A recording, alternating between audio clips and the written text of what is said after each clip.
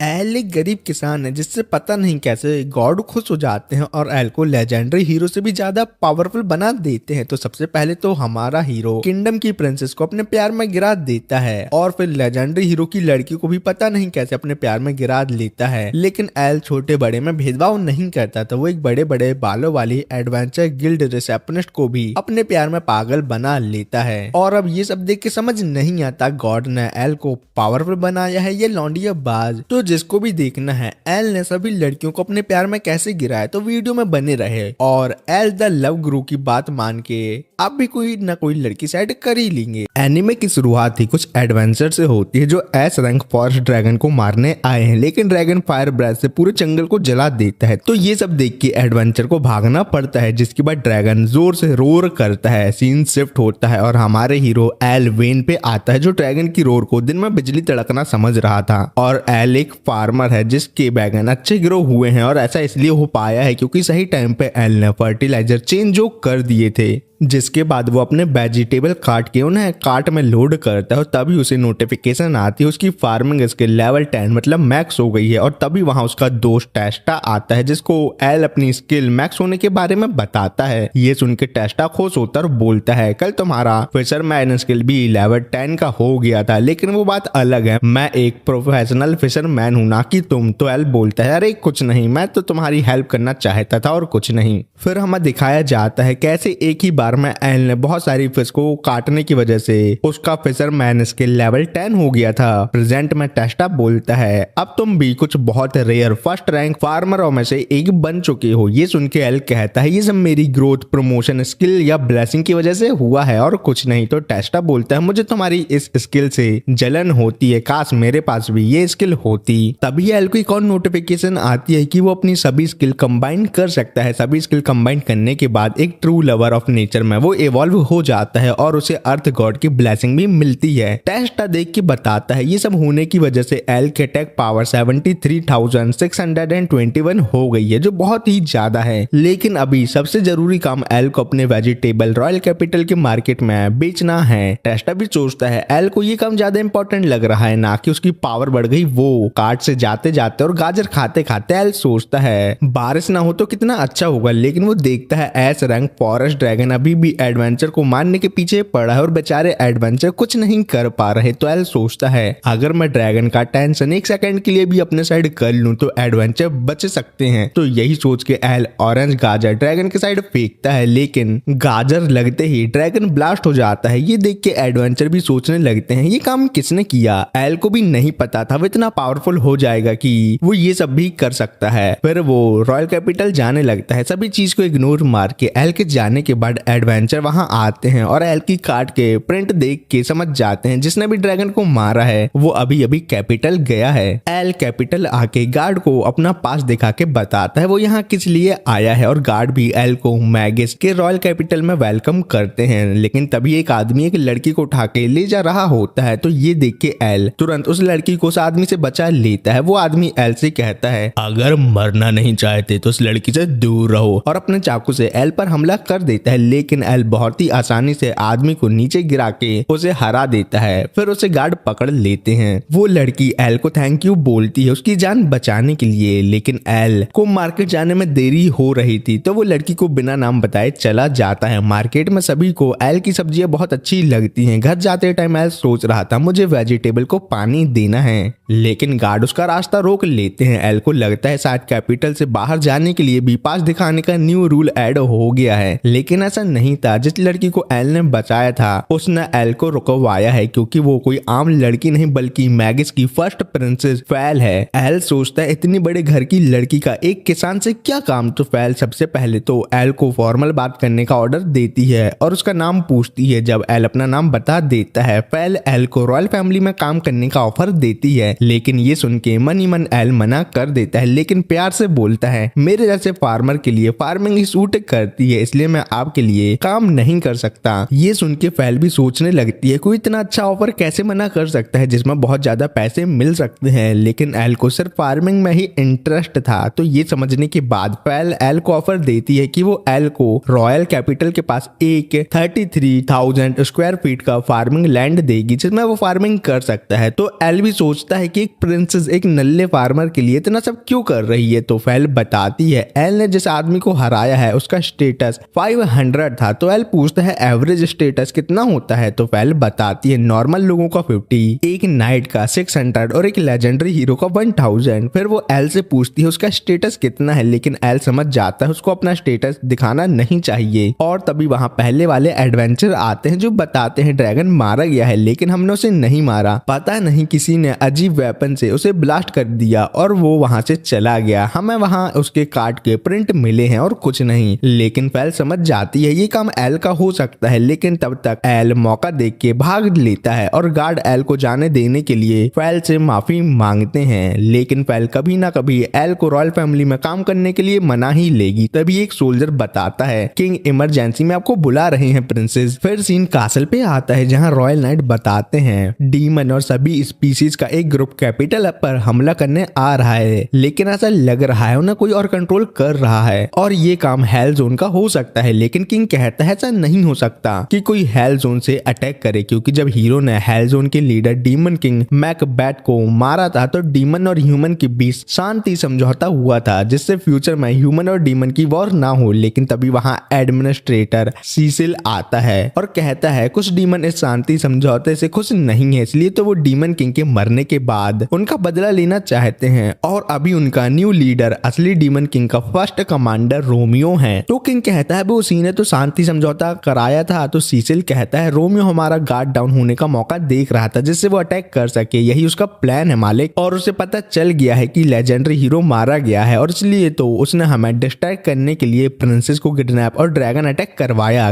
King मेरी मानो तो कैपिटल छोड़ के भाग लो। लेकिन किंग कहता है मैं कैसे जा सकता हूँ जब मैंने ही शांति समझौता किया था और उस वजह से ये सब हो रहा है। तो सीसिल कहता है डीमन किंग के मरने के बाद आपने डीमन रेस को नहीं मारा, ये आपकी दयालुता थी, लेकिन इसमें आपकी कोई गलती नहीं है कि आपने उन पर इतना भरोसा किया और वो आपके साथ ऐसा कर रहे हैं। जिसके बाद सभी सोल्जर भी बोलने लगते हैं हम ऐसे किंग को मरने नहीं दे सकते जो सभी लोगों का भला चाहता है, आप यहाँ से जाओ, हम लोग मरते दम तक इस कैपिटल और यहाँ के लोगों की प्रोटेक्शन करेंगे। फिर सीन एल पे आता है जो इतना फोर्स लगाता है कि उसके घर का डोर का हैंडल उसके हाथ में आ जाता है, लेकिन जैसे ही वो घर में थोड़ा रेस्ट करने का ट्राई करता है उसके घर के बाहर टेस्टा आता है। तो एल उससे कहता है भाई आज मैं बहुत थक गया हूँ तो कल बात करते हैं। तो टेस्टा कहता है अरे जिंदा रहेंगे तो बात करेंगे ना। सभी विलेजर माउंटेन केव में जा रहे हैं क्योंकि एक मॉन्स्टर आर्मी हमारे विलेज के बाहर से गुजरने वाली है। लेकिन एल को अपनी वेजिटेबल की चिंता थी क्योंकि कल उसे उन्हें काट के कैपिटल में सेल करना है। तो वो अपने फार्म जानने लगता है। फार्म आके वो देखता है वेजिटेबल तो सही सलामत है और मॉन्स्टर को उसकी वेजिटेबल और विलेज में कोई इंटरेस्ट नहीं है, वो सिर्फ कैपिटल जा रहे हैं। एल मनी मन सोचता है मैं एक किसान हूँ, कैपिटल के नाइट सब हैंडल कर लेंगे, मेरी कोई जरूरत नहीं है। लेकिन उसे समझ में आता है अगर कैपिटल में अटैक हुआ तो उसे ठीक करने में पैसा जाएगा तो कोई उसके वेजिटेबल नहीं लेगा जिससे उसका नुकसान होगा। मेरे हिसाब से एल पिछले जन्म में कोई बनिया होगा। फिर सीन सीसिल पर आता है जो किंग और प्रिंसेस को सेफ्टी में ले जा रहा था, लेकिन फेल कहती है मेरे हिसाब से आगे तो एक डेड एंड है। लेकिन सीसिल कहता है हम अपनी डेस्टिनेशन पर पहुंच गए हैं और किंग पर अपने मैजिक से अटैक कर देता है और जो सोल्जर उस पर अटैक करने जाते हैं उन्हें भी निपटा देता है। फिर सीसिल अपनी ट्रू आइडेंटिटी रिवील करता है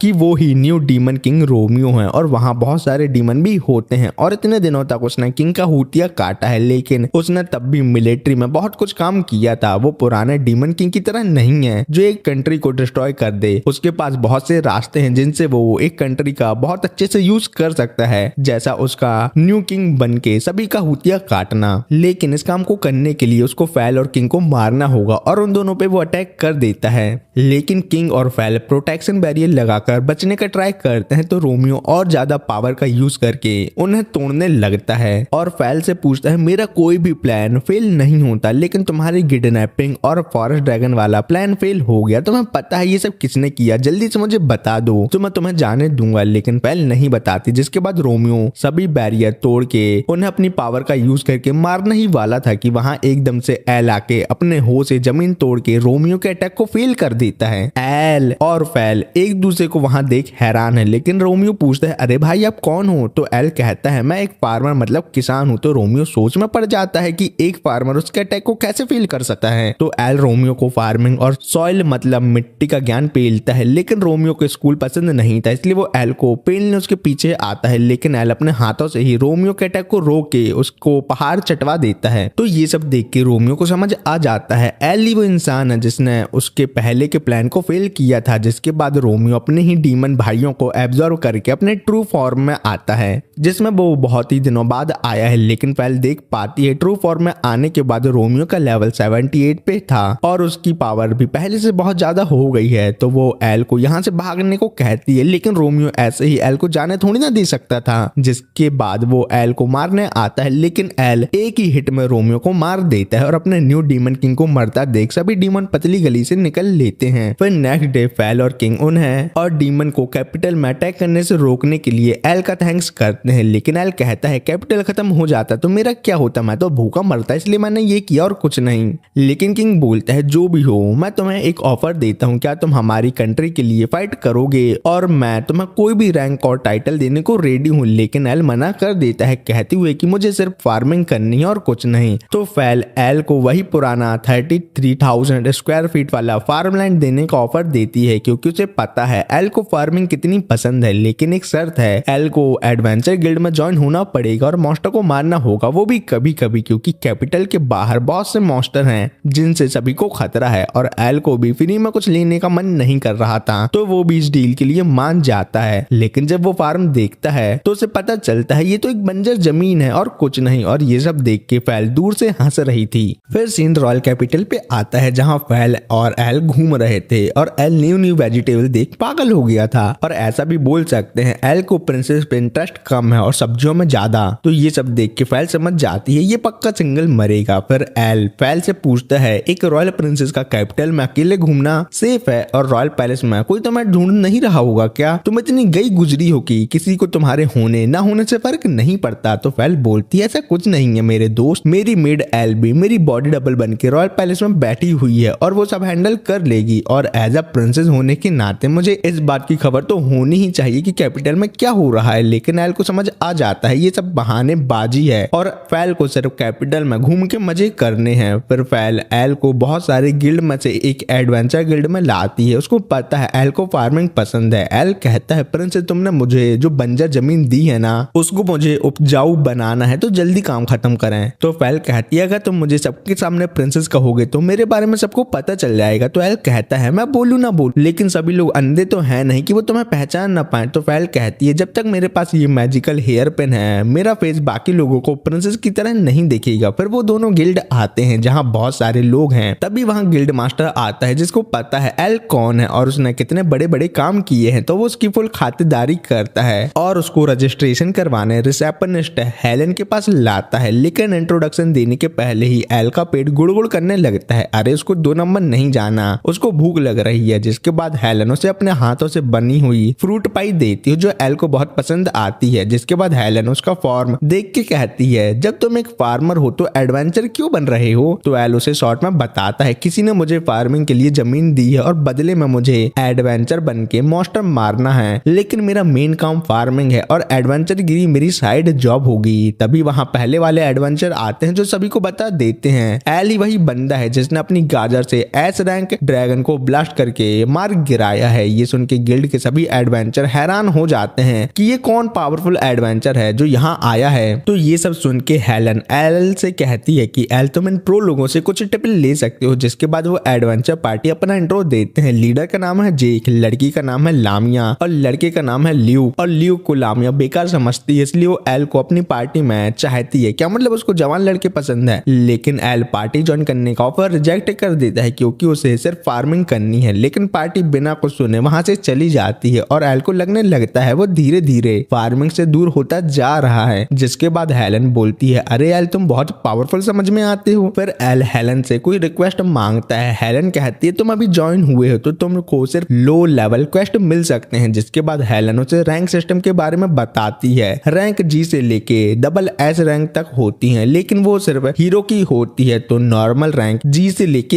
एस तक है। जिसके बाद हेलन एल से कहती है जितने पावरफुल तुम मुझे समझ में आ रहे हो तुम बहुत ही जल्दी एस रैंक तक पहुंच जाओगे, लेकिन एल ऐसा नहीं चाहता है क्योंकि वो सभी की नजरों में नहीं आना चाहता। वो लो प्रोफाइल रहना चाहता है। जिसके बाद हेलन उसे फॉरेस्ट से 10 मेडिकल हर्ब लाने का क्वेस्ट देती है जिससे रिकवरी पोर्शन बनते हैं और बाकी सभी इंफॉर्मेशन पेपर पे लिखी हुई है। लेकिन हेलन एल से कहती है फॉरेस्ट में तुम्हें मॉन्स्टर मिल सकते हैं तो तुम कुछ इक्विपमेंट ले लो। लेकिन एल हेलन को बता देता है वो गरीब है तो वो इक्विपमेंट नहीं खरीद सकता। तो ये सुन के हेलन को दया आ जाती है और वो एल को एक मैजिकल रोब देती है जो डिफेंस मैजिक को बूस्ट करता है। रोब लेने से एल मना कर देता है लेकिन हेलन उसे जबरदस्ती रोब दे ही देती है। एल को रोब में देख के वो उसकी हैंडसमनेस को देखकर उसके प्यार में गिर जाती है। और जब एल पूछता है क्या हुआ हेलन, तो हेलन मैडम कहती है कुछ नहीं, मुझे तुम्हें देखकर किसी और की याद आ गई। क्या मतलब एक्स की याद आ गई? जिसके बाद हेलन एल को अपना मिशन पूरा करने के लिए बेस्ट ऑफ लक बोलती है और एल भी उसको रोप देने के लिए थैंक यू बोलता है। लेकिन वो सोचता है मैं धीरे धीरे फार्मिंग से दूर होता जा रहा हूँ मम्मी। गिल्ड से बाहर आते टाइम एल पैल से कहता है तुम्हें किसी ने नहीं पहचाना लेकिन मैं तुम्हें अपने साथ फॉरेस्ट ऑफ ग्रिम नहीं ले जा सकता। तो फैल ये बोलते हुए चली जाती है कल मिलते हैं एल बेबी। जिसके बाद सीन जंगल में आता है जहाँ एल ने 9 हर्ब ढूंढ ली थी लेकिन तभी उसे वहाँ एक मॉन्स्टर का ब्लैक स्केल मिलता है। लेकिन तभी उसको क्वेस्ट पेपर पढ़ के पता चलता है ऑर्क का डाटा ट्रांसफर का सीजन चल रहा है जिसमें लड़कों को फीमेल ऑर्क से खतरा है। और तभी एल के पीछे फीमेल ऑर्क आ जाती है जो उसके साथ डाटा ट्रांसफर करने लगती है। एल की इज्जत लूटने वाली ही थी कि सही टाइम पे जेक उस फीमेल ऑर्क को मार के एल को बचा लेता है। ल्यूक भी मजे लेते हुए बोलता है बताओ एक ड्रैगन को मारने वाला अपनी इज्जत गंवाने वाला था। जिसके बाद एल जेक से ब्लैक स्केल के बारे में पूछता है तो जैक बताता है यहाँ कोई अनआइडेंटिफाइड मॉन्स्टर के र्यूमर हैं लेकिन मेरे हिसाब से वो ब्लैक ड्रैगन का हो सकता है। लेकिन जहां तक मुझे पता है वो हाई एल्टीट्यूड वाली जगह में रहता है ना कि फॉरेस्ट में। फिर वो एल से पूछता है क्या उसका काम हो गया। लेकिन एल को एक और हर्ब चाहिए थी लेकिन तभी उन्हें बहुत खतरनाक और फील होता है जिससे वो हिल भी नहीं पाते। लेकिन तभी उनके सामने एक ब्लैक ड्रैगन आ जाता है और सभी के साइड से ऐसे जाने लगता है जैसे वहां कोई हो ही ना। एल समझ जाता है वो ब्लैक स्केल इसी ब्लैक ड्रैगन का हो सकता है। जिसके बाद एल डरते डरते उस ड्रैगन के स्टेटस देखता है लेकिन क्लियरली उसे कुछ समझ नहीं आता। फिर सीन छोटी हेलन पर आता है जिसको कोई निपटा देता है लेकिन ये सब हेलन का एक बुरा सपना होता है। लेकिन हेलन गिल्ड यूनिफॉर्म में ही कैसे सो गई उसे ये बात समझ नहीं आती। जिसके बाद दूसरे दिन हेलन अपनी मुंह बोली मम्मी को बताती है कल मुझे सोने के पहले की कोई मेमोरी याद नहीं है। तो मम्मी कहती है तुम डेली बहुत काम करती हो आज की छुट्टी लेके डॉक्टर के पास जाओ थोड़ा रेस्ट लो सब ठीक हो जाएगा। तभी वहाँ एल और बाकी लोग आते हैं और कहते हैं हमें गिल्ड मास्टर से कुछ इंपॉर्टेंट बात करनी है। फिर वो सब गिल्ड मास्टर को बताते हैं कि उन्हें फॉरेस्ट ऑफ ग्रिम में एक ब्लैक ड्रैगन मिला और जब एल ने उसके स्टैट्स देखे तो वो 2,30,000 हैं। वो ड्रैगन इतना ज्यादा पावरफुल है कि एक कंट्री को अकेले ही डिस्ट्रॉय कर सकता है। हमें तो लग रहा है वो दुनिया खत्म करने वाला औरोबोरस ड्रैगन है। ये नाम सुनते ही हेलन डर के मारे गिर जाती है। फिर जेक आगे कहता है वो हमारे आगे निकलने के बाद एकदम से गायब हो गया। अगर गिल्ड मास्टर मेरी मानो तो फॉरेस्ट ऑफ ग्रिम जाने से सभी को कुछ टाइम के लिए बैन कर दो। और जब एल उन्हें ड्रैगन स्केल दिखाता है तो ये देख के हेलन को एक फ्लैशबैक याद आता है जिसमें उसके छोटे भाई को ब्लैक ड्रैगन मार देता है। फिर प्रेजेंट में ये देख के हेलन बेहोश हो जाती है। फिर कुछ देर बाद हेलन की मुंह बोली मम्मी को एल अपना इंट्रो देता है और पूछता है हेलन कैसी है। तो मम्मी बोलती है वो सिर्फ बेहोश हुई है और कुछ नहीं। और मम्मी ये देख के हैरान है कि हेलन ने अपना मैजिकल रोब एल को दे दिया है। मम्मी बताती है हेलन को अपने बचपन का कुछ याद नहीं है उसे सिर्फ अपना नाम और ये रोब याद है। 15 साल पहले मम्मी को हेलन रिवर किनारे डली मिली थी और उसके कोई रिलेटिव नहीं थे तो उन्होंने उसे अडॉप्ट कर लिया। लेकिन मम्मी को लग रहा है हेलन का पास्ट औरोबोरस से रिलेटेड है। तो ये सुन के एल कहता है मैं इस बारे में पता लगाऊंगा और हेलन की मदद करूंगा क्योंकि मैंने ही औरोबोरस ड्रैगन के स्टैट्स देखे हैं। तो मम्मी कहती हैं तुम जी रैंक एडवेंचर हो तुम फॉरेस्ट ऑफ ग्रिम नहीं जा सकते तुम ये काम एस रैंक और रॉयल नाइट पे छोड़ दो। तो एल उन्हें बताता है मैं तो लाइब्रेरी जाके कुछ इन्फॉर्मेशन लेने की सोच रहा हूँ। तो ये सुन के मम्मी एल को कुछ रिकवरी पोर्शन एडवांस पेमेंट के तौर पर देती हैं ये काम करने के लिए। फिर जब एल गिल्ड से बाहर आता है उसे रीक नाम का पोस्ट मैन उसकी मम्मी का लेटर देता है और चला जाता है, लेकिन एल को ये समझ नहीं आ रहा था कि रील को कैसे पता वो कैपिटल में मिलेगा। फिर जब एल लाइब्रेरी जाता है तो उसे ओराबोरस के बारे में कुछ भी पता नहीं चलता। एल सोचता है रोमियो की पावर 500 थी और ओराबोरस की 2,30,000 है, तो मैं भी उसको नहीं हरा सकता। तो इसका तो यही मतलब हुआ, पूरा कैपिटल खत्म होने वाला है। फिर उसको हेलन की मुंह बोली मम्मी की वो बात याद आती है कि हेलन 15 साल पहले उन्हें रिवर किनारे मिली थी। तो एल सोचता है 15 साल पहले के रिकॉर्ड चेक किए जाएं, लेकिन लाइब्रेरियन एल को रिकॉर्ड रूम जाने नहीं देती क्योंकि एल लो रैंक का था और उसे अंदर जाने की परमिशन नहीं थी। ये सब सुन के एल बहुत जिद करता है अंदर जाने की, लेकिन तभी एंट्री होती है प्रिंसेस फेल की, जो लाइब्रेरियन से बोलती है क्या मैं अपने साथ एल को रिकॉर्ड रूम लेके जा सकती हूँ? इस बात से तुम्हें कोई प्रॉब्लम तो नहीं होगी ना? अब लाइब्रेरियन को फेल को ना बोल के अपनी सरकारी नौकरी थोड़ी ना गंवानी थी, इसलिए वो उन्हें जाने देती है। फिर फेल एल से पूछती है तुम्हें कौन से रिकॉर्ड देखने हैं? एल उसे बताता है मुझे वो वाली रिवर के पास के एरिया के 15 साल पहले के रिकॉर्ड देखने हैं। एल बोलती है तो मैं कब से एडवेंचर गिरी में इतना इंटरेस्ट आने लगा? तो एल कहता है मैं किसी को भी परेशानी में नहीं देख सकता। जिसके बाद फेल कहती है उस रिवर के पास होनोल टाउन था, होनोल रिकॉर्ड बुक में लिखा था, वो टाउन एकदम से खत्म हो गया और ये बात कुछ मर्चेंट ने रिपोर्ट की थी और होनोल में ओराबोरस ड्रैगन के स्किल पाए गए थे, लेकिन फेल के हिसाब से ब्लैक ड्रैगन तो मर गया है और वो भी उसके नेचुरल एनिमी ड्रैगन मिराज के हाथों। तो फेल आगे कहती है अगर ड्रैगन सच में जिंदा है तो दुनिया खत्म होना पक्का है और ओराबोरस को निराशा और बर्बादी से पावर मिलती है। तो वो दोनों डिसाइड करते हैं कि कल वो होनोल टाउन जाके वहां इन्वेस्टिगेशन करेंगे और फेल के साथ चलने से एल थोड़ा शॉक हो जाता है। फिर नेक्स्ट डे वो दोनों टाउन जाते हैं और देखते हैं पूरा टाउन तबाह पड़ा है। तभी एल को किसी छोटे बच्चे की आवाज सुनाई देती है जो उसे अपने पास बुला रहा है। जब एल एक कब्र के पास जाता है और देखता है कि वहाँ एक भूत बच्चा हवा में उड़ रहा है, तो ये देख के फेल को लगता है एल इतने दिनों से काम करते करते दिमाग से पैदल हो गया है, इसलिए वो अपने आप से बात कर रहा है क्योंकि फेल को वो बच्चे का भूत नहीं दिख रहा था। वो बच्चा बहुत खुश है कि कोई तो होनोल आया जो उसे देख और सुन सकता है। फिर वो बच्चा अपना नाम रे बताता है। फिर सीन हेलन पे आता है जो विंडो के बाहर देख रही थी।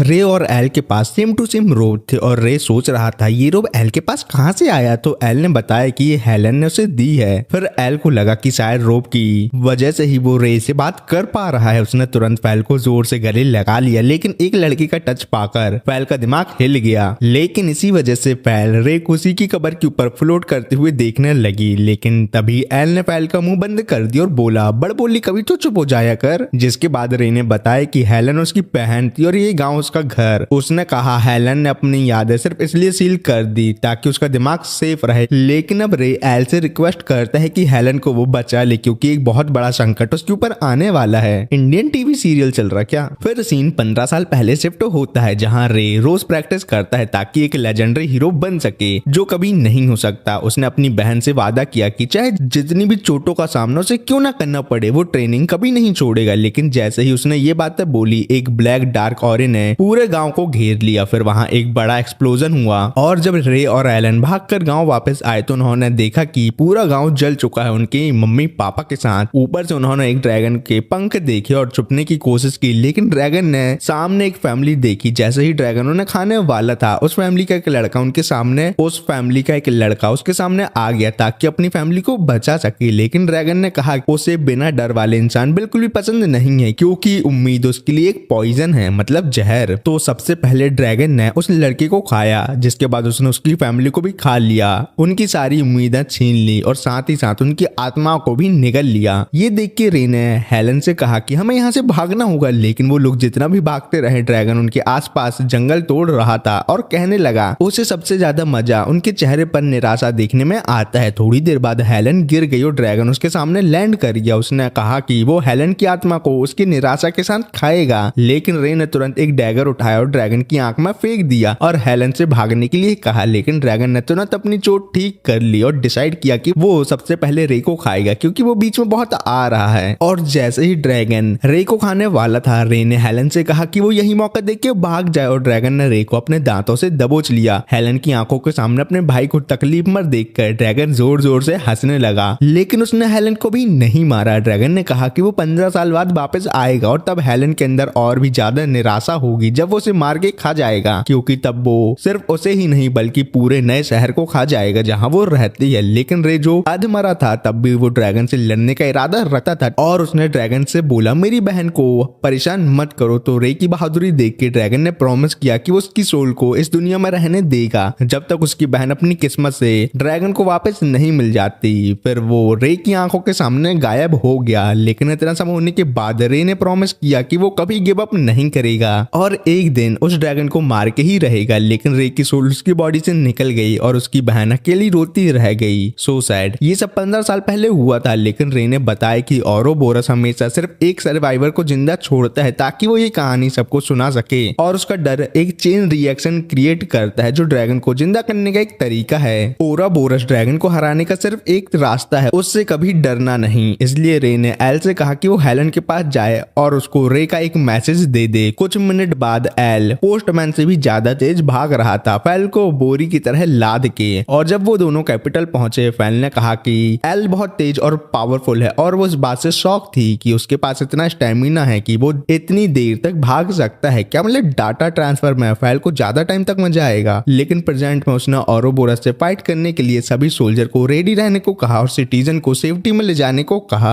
दूसरी तरफ हेलन की मुंह बोली मम्मी को रियलाइज हुआ कि हेलन मैडम अपने रूम में नहीं है। सीन हेलन पे आता है जो एक चाकू हाथ में लेके जंगल में चल रही थी। जब तक उसे कुछ समझ में आता ड्रैगन का डार्क ऑरा उसके सामने फैल चुका था। जैसे ही उसने औरोबोरस को देखा उसको याद आया कि उसी की वजह से उसका भाई उस दिन मारा गया था। ये याद आते ही उसकी निराशा और ज्यादा बढ़ गई और वो अपने घुटनों के बल गिर गई। तो ये सब देख के ड्रैगन ने जले में नमक छिड़का और बोला उसका भाई अब इस दुनिया में नहीं है क्योंकि वो सिर्फ उसके लिए एक बोझ थी। अगर उस दिन हेलन रे के साथ नहीं होती तो रे आज भी जिंदा होता और अब हेलन की वजह से ही इस कंट्री के सब लोग मरने वाले हैं। ड्रैगन सोच रहा था कि हेलन इस सब को ठीक करने के लिए क्या करेगी। तो हेलन ने ऑफर किया कि वो अपनी जान दे देगी ताकि उसके दोस्तों की जान बच सके और यही तो वो निराशा थी जो ड्रैगन चाहता था। लेकिन उसने प्रॉमिस किया कि वो फिर भी उसके दोस्तों को खाएगा चाहे हेलन अपने आप को सैक्रिफाइस ही क्यों ना कर दे। तो ये सब सुन के हेलन अपने आप को मारने ही वाली थी। तभी सीन शिफ्ट होता है और फैल पे आता है जो कैपिटल से सिटीजन को सेफ्टी में ले जाने को कह रही थी और मन ही मन एल के लिए दुआ मांग रही थी कि वो जीत जाए। फिर सीन एल पे आता है जो हेलन का हाथ रोक के बोलता है वो उसे बचाने आया है। लेकिन ये देख के ड्रैगन ने एल को जोर से पंच किया जिस वजह से एल सीधा एक ट्री से टकरा गया। लेकिन एल को इतना बड़ा अटैक के बाद भी कुछ नहीं हुआ था क्योंकि उसके पास हेलन का दिया हुआ मैजिकल रोप था जिसने उसको बचा लिया था। एल को जिंदा देख के ड्रैगन सोचने लगा क्या सच में ये एक ह्यूमन है, क्योंकि उससे भरोसा ही नहीं था कि कोई ह्यूमन इतना बड़ा उसका अटैक खा के सर्वाइव भी कर सकता है। ये सब सुन के एल जोर से चिल्लाकर बोला कि वो कोई नॉर्मल इंसान नहीं बल्कि वो एक किसान भी है। फिर एल ने ड्रैगन को एक जोर का पंच मारा जिससे ड्रैगन जंगल में जाके गिरा। फिर एल ने हेलन से कहा कि अब उसे और टेंशन लेने की जरूरत नहीं है क्योंकि वो यहाँ आ गया है। लेकिन जब एल ने ड्रैगन का स्टेटस चेक किया तो उसको समझ में आ गया कि वो ड्रैगन की पावर के सामने पानी कम चाय है और आगे जो फाइट होने वाली है उसको जीतना बहुत ही ज्यादा मुश्किल होने वाला है मेरे लिए। जिसके बाद ड्रैगन तेजी से एल की तरफ दौड़ पड़ा लेकिन एल ने उसके अटैक को मुश्किल से अवॉइड किया और वापस ड्रैगन को एक जोर का अटैक मारा। लेकिन ड्रैगन ने अपनी टेल से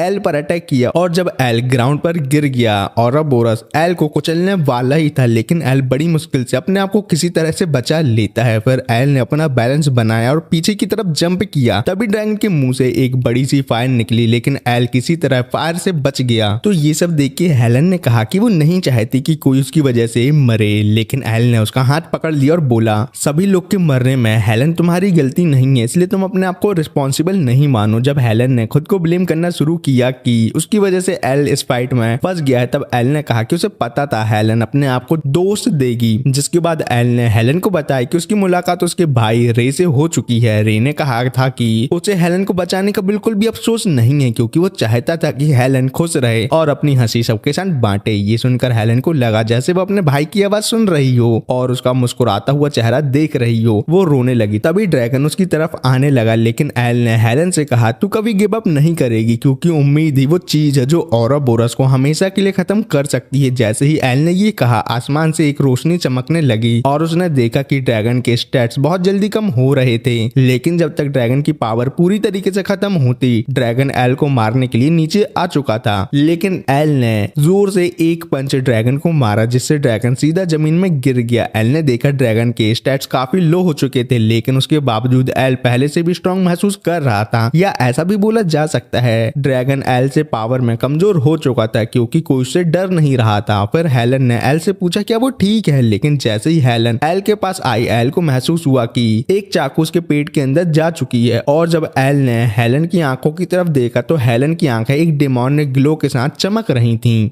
एल को चाकू लगने से उसकी हालत ऐसी हो गई थी कि जैसे वो कभी भी राम को प्यारा हो सकता है। एल जल्दी से हेलन की मुंह बोली मम्मी का दिया हुआ रिकवरी पोर्शन निकालकर उसे पीकर अपने आप को जिंदा बचाने का ट्राई करता है, लेकिन वो उसके हाथ से गिर जाता है। तो यही चांस देख के हेलन फिर से एल पर अटैक करती है, लेकिन एल उसके हर अटैक से किसी तरह अपने आप को बचा के पीछे हट जाता है और अपनी खुद की पावर से अपने आप को हील करने का ट्राई करता है और हेलन से पूछता है उसने उसके साथ गद्दारी क्यों की, लेकिन हेलन को कोई भी जवाब नहीं देती, लेकिन सामने से कहती है बाबू क्या तुमको बहुत दर्द हो रहा है, एक काम करो मेरे से एक और चाकू खा लो और हमेशा हमेशा के लिए इस दर्द से छुटकारा पा लो। और फिर से एल पर अटैक कर देती है। ये देख के एल मरने को रेडी हो जाता है, लेकिन तभी पता नहीं कहां से एक व्हाइट क्रिस्टल पंख हेलन के अटैक को बीच में ही ब्लॉक कर देता है, जिस वजह से हेलन थोड़ा पीछे चली जाती है और बोलती है तो तुम कुंभकर्ण की नींद से उठ गए मिराज ड्रैगन। और ये सब देख सुन के एल को कुछ समझ नहीं आता कि यहाँ क्या चल रहा है। तो मिराज ड्रैगन एल को समझाता है कि हेलन को औराबोरस ड्रैगन ने पोजेस कर लिया है। तो ये सुनकर हेलन हंसने लगती है और बोलती है मैं तो एल के साथ थोड़ा और खेलना चाहती थी, लेकिन तुमने मेरे प्लान को बिगाड़ दिया मिराज ड्रैगन। फिर मिराज ड्रैगन एल से कहता है मेरी पावर का यूज करो और जल्दी से अपने आप को हील कर लो। उसके बाद वो अपनी पावर एल को दे देता है, जिस वजह से एल की इंजरी बहुत जल्दी हील हो जाती है क्योंकि मिराज ड्रैगन की पावर रीजनरेशन है। लेकिन अपनी पावर देने की वजह से मिराज ड्रैगन साइड में लंबा लौट जाता है। फिर सीन कैपिटल पे आता है जहां सभी सोल्जर बाकी लोगों को सेफ जगह पर ले जाने की कोशिश कर रहे थे और फैल सभी सोल्जर को बोलती है चाहे कासल का गेट नल्ला और कमजोर ही क्यों ना हो, लेकिन वो अपने कंट्री को ड्रैगन से बचा के ही रहेंगे। अब इनको कौन बताए वहां एल भैया के लाले पड़े हैं ड्रैगन से लड़ने में। फिर सीन मिराज ड्रैगन पे आता है जो एल से बोलता है मेरी बॉडी ज्यादा टाइम तक ह्यूमन वर्ल्ड में नहीं टिक पाएगी और एक सॉल्यूशन बताता है हेलन को नॉर्मल करने का। वो बोलता है अगर तुम हेलन के अंदर से इविल ड्रैगन को किसी तरह बाहर निकाल दो और जो पावर मैंने तुम्हें दी है उसका यूज करके तुम हेलन को प्यूरिफाई मैजिक से प्यूरिफाई कर दो तो हेलन नॉर्मल हो सकती है। लेकिन ये सब सुन के एल परेशान हो जाता है कि वो मिराज ड्रैगन के सॉल्यूशन को यूज कैसे करे, क्योंकि सॉल्यूशन में उसको हेलन को मारना पड़ेगा, मतलब फिजिकली। और ये सब सुन के औरोबोरस बहुत हंसता है और बोलता है तुम हेलन की परवाह करते हो इसलिए तुम हेलन की बॉडी पर अटैक नहीं कर सकते छी। लेकिन हमें यहाँ उल्टा ही देखने को मिलता है। एल एकदम से हेलन को एक पावरफुल पंच मारता है जिस वजह से हेलन दूर जाके गिरती है। ये सब देख के हेलन के अंदर जो औरोबोरस था उसको भी दर्द हुआ था, इसलिए वो गुस्से में बोलता है तुम्हारी औकात कैसी हुई मुझे मारने की कमजोर ह्यूमन। लेकिन एल बोलता है मैंने हेलन की आंखों में देख लिया था कि वो कहना क्या चाहती है। तब एल से पता चलता है कि हेलन अंदर ही अंदर बोल रही थी मैं पोजेस हूं लेकिन मैं अपने हाथों से दूसरों को निपटाना नहीं चाहती, तो एल मुझे मारो और औरोबोरस को मेरे साथ ही खत्म कर दो। और ये सब मन ही मन सुन के एल भी ठान लेता है कि वो औरोबोरस को मार के ही रहेगा और अपनी पावर का वो फुल यूज करता है और लास्ट में औरोबोरस को हेलन की बॉडी से निकाल देता है। लेकिन जैसे ही औरोबोरस हेलन की बॉडी से बाहर आता है वो एल की बॉडी को पोजेस करने की कोशिश करता है, लेकिन जब वो एल की माइंड में जाता है तो वो देखता है भाई एल हमेशा सिर्फ वेजिटेबल ग्रो करने के बारे में सोचता है। तो ये देख के औरोबोरस समझ जाता है वो एल को कंट्रोल नहीं कर सकता और औरोबोरस की एल के अंदर घुसने की कोशिश फेल हो जाती है और वो एल की बॉडी से निकल जाता है। लेकिन तभी अचानक से मिराज ड्रैगन उठता है और औरोबोरस से बोलता है तुम हार चुके हो मेरे कट्टर दुश्मन। उसके बाद मिराज ड्रैगन अपनी पावर का यूज करता है और औरोबोरस का पोजेशन हेलन से पूरी तरीके से हटा देता है और स्लोली औरोबोरस वीक पड़ने लगता है और इस दुनिया से हमेशा हमेशा के लिए गायब हो जाता है। जिसके बाद मिराज ड्रैगन एल का थैंक करता है कि उसने उसकी हेल्प की और वो भी इस दुनिया से गायब हो जाता है। और औरोबोरस की वजह से पूरे कैपिटल के ऊपर जो ब्लैक क्लाउड थे वो भी गायब हो जाते हैं और सब पहले जैसा नॉर्मल हो जाता है। फिर सीन कुछ टाइम बाद एल पे आता है जिसको अब जाके होश आया है और उसके पास फैल और एलन खड़े होते हैं। फिर फैल एल से पूछती है क्या वो ठीक है, तो एल बोलता है अरे मैं एक किसान हूँ मुझे कभी कुछ नहीं हो सकता, देखो मैं फिट एंड फाइन हूँ। तो ये सुन के फैल खुशी से एल को हक करती है लेकिन फिर शर्मा के दूर हट जाती है। फिर एल उन लोगों से पूछता है खतरनाक औरोबोरस का क्या हुआ तो हेलन उसे बताती है तुम्हारी और मिराज ड्रैगन की वजह से वो मर के गायब हो गया है। तो ये सुनकर एल को थोड़ी शांति मिलती है, जिसके बाद हेलन अपने हाथ आगे करती है और उनको एक ड्रैगन ऑर्गन में ट्रांसफॉर्म कर लेती है। और ये सब देख के एल शॉक हो जाता है और बोलता है ये तो औरोबोरस की पावर है क्या? वो तुम्हारे अंदर अभी भी जिंदा है, लाओ मैं उसे मार देता हूँ। तो हेलन अपने हाथ को नॉर्मल करती है और बोलती है अब मैं औरोबोरस की पावर को कंट्रोल कर सकती हूँ, वो मेरे अंदर जिंदा नहीं है बेवकूफ। ये सुन के सब लोग हैरान होते हैं। फिर हेलन बोलती है औरोबोरस के गायब होने के बाद भी उसकी पावर मेरी बॉडी में रह गई। पहले तो मुझे ये पसंद नहीं आया था, लेकिन अब मैंने सोचा कि अगर औरोबोरस ने इस पावर का यूज करके सब कुछ तबाह किया है तो मैं अब इस पावर का यूज करके लोगों को बचाना चाहती हूँ, सिंपल। पर ये सब देख सुन के फेल एल से बोलती है तुम और हेलन के बीच में क्या चल रहा है? ये सुन के हेलन मैडम शर्मा जाती है, लेकिन फिर हेलन फेल से पूछती है तुम एल की क्या लगती हो? तो फेल और एल बोलते हैं हम दोनों बचपन के दोस्त हैं और कुछ नहीं। वैसे ये सब झूठ था बता दूं तो, लेकिन हेलन उन दोनों की बात मान लेती है और फेल से बोलती है तुमसे मिलकर मुझे बहुत अच्छा लगा। तभी गेट खुलता है और गिल्ड मास्टर और बाकी एडवेंचर भी एल के पास आ जाते हैं उसका हालचाल लेने के लिए। फिर एक एडवेंचर एल से बोलता है हमने सुना तुमने औरोबोरस को हरा दिया, लेकिन ल्यूक बोलता है अगर मैं तुम्हारे साथ होता तो मैं तुम्हारी पूरी तरीके से मदद करता। तो ये सुन के सब लोग हंसने और लड़ने लगते हैं, जिसके बाद एल खड़ा होता है और बोलता है मेरी फिक्र करने की जरूरत नहीं है, मैं बिल्कुल ठीक हूँ। ये सुन के सब लोग खुश हो जाते हैं। फिर कोई कहता है शायद कासल से हमें कोई रिवॉर्ड मिलेगा क्योंकि हमने औरोबोरस को जो हरा दिया है। तो ये सुन के फेल गलती से बोल देती है हाँ एल को एक बहुत अच्छा रिवॉर्ड मिलेगा, लेकिन कोई बहाना मार के अपनी प्रिंसेस आइडेंटिटी को सभी लोगों के सामने आने नहीं देती। फिर वो सब गिल्ड मास्टर से अपने पैसे से पार्टी मांगते हैं क्योंकि एल गिल्ड का एक मेंबर है जिसने औरोबोरस को हराया है, तो पार्टी तो बनती है। फिर नेक्स्ट सीन में हम एल की पार्टी देखते हैं जहाँ कोई एल से पूछता है तुम क्या पी रहे हो? तो एल बताते हैं अरे मैं तो नींबू पानी पी रहा हूँ। तो वो बोलता है अबे गधे ये तो पीने के बाद उतारने के लिए पीते हैं, पहले नहीं। तो इतनी बेइज्जती सुन के एल एक कोने में खड़ा हो जाता है और सोचता है कि कल मुझे अपने फार्म पर वापस जाना है क्योंकि वेजिटेबल काटने का टाइम हो गया है। तभी फेल उसके पास आती है और बोलती है तुम फिर से खेती बाड़ी के बारे में सोच रहे हो, कम से कम आज तुम मजे लो और अपने काम से थोड़ा ब्रेक ले लो। फिर फेल एल से कहती है जब मैं कासल की वॉल पे खड़ी थी तो लड़ने के लिए तैयार थी, पर मुझे पता था कि मैं औरोबोरस के सामने नल्ली और कमजोर हूँ। लेकिन जब मुझे याद आया कि तुम ड्रैगन से लड़ रहे हो तो मुझे कोई टेंशन नहीं हुई क्योंकि मुझे तुम्हारे ऊपर पूरा भरोसा था। फिर सीन हेलन पे आता है जो नशे में टल्ली होकर सभी एडवेंचर को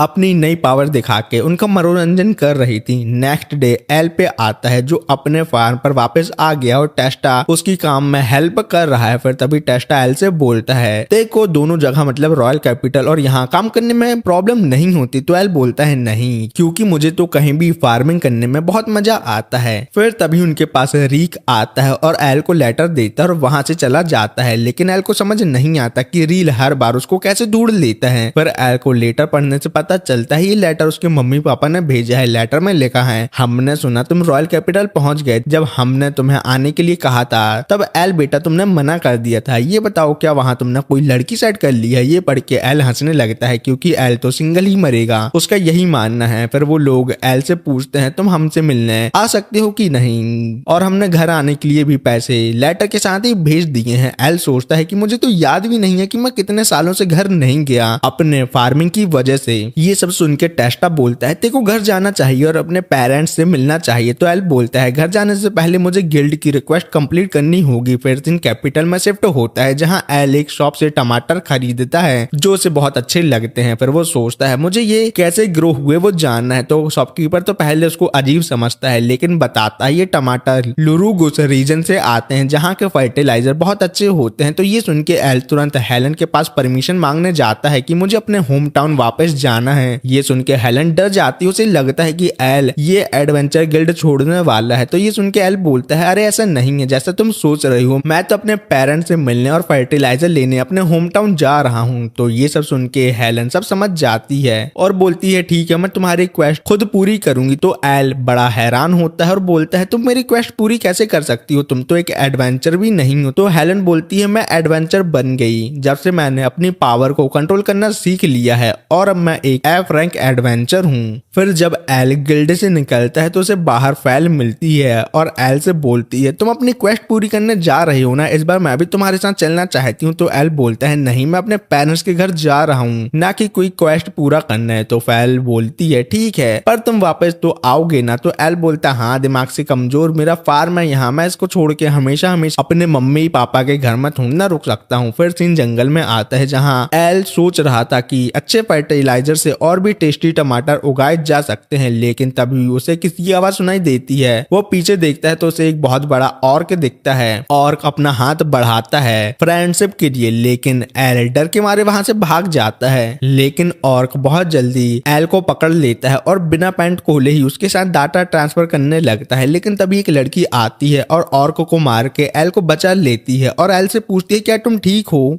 वो सुंदर सुशील लड़की अपना नाम रूरी बताती है, पर एल तो अभी भी अपने लाइफ का सबसे बड़ा डाटा ट्रांसफर से हैरान था, वो भी एक और के साथ। तो उसके ठीक होने का तो अभी सवाल ही पैदा नहीं होता। फिर भी एल प्रिटेंड करता है कि वो बिल्कुल चिल है, जबकि अंदर से वो उस डाटा ट्रांसफर के डंडे के बारे में सोच के कांप रहा था। जब दोनों बैठ गए, रूरी ने बताया कि वो भी लुरु घुस जा रही है और साथ चलने का ऑफर देती है, क्योंकि रूरी को भी पता चल गया है एक एडवेंचर होते हुए भी एल बिना और के साथ डाटा ट्रांसफर किए लुरु घुस तक सही सलामत तो नहीं पहुंच सकता। पर एल को ये सोच के अजीब लग रहा था कि रूरी किसी और लड़के के साथ जंगल में एक साथ कैसे हो सकती है। तो ये सुन के रूरी ने सीधा बोला अगर एल ने कोई फालतू हरकत करने की सोची तो वो उसका गाजर तोड़ देगी। लेकिन फिर भी रूरी अपने आप को सेफ महसूस करती है क्योंकि वो खुद को बदसूरत समझती है। पर रूरी मैडम को थोड़ी ना पता है फेस में कपड़ा डालने के बाद लड़कों को सब चलता है। लेकिन एल ने कैजुअली बोला कि रूरी उसको इतनी भी बेकार नहीं दिखती। तो ये सुन के रूरी को लगा कि एल उसके साथ फ्लर्ट कर रहा है। फिर जैसे ही सूरज ढलने लगा, रूरी को एक अजीब सी प्रेजेंस फील हुई और अचानक उन्हें किसी के दौड़ने की आवाज आई और एक आदमी उन पर जंप कर गया और रूरी उसका फेस चीरने ही वाली थी। तभी एल ने देखा वो रीक द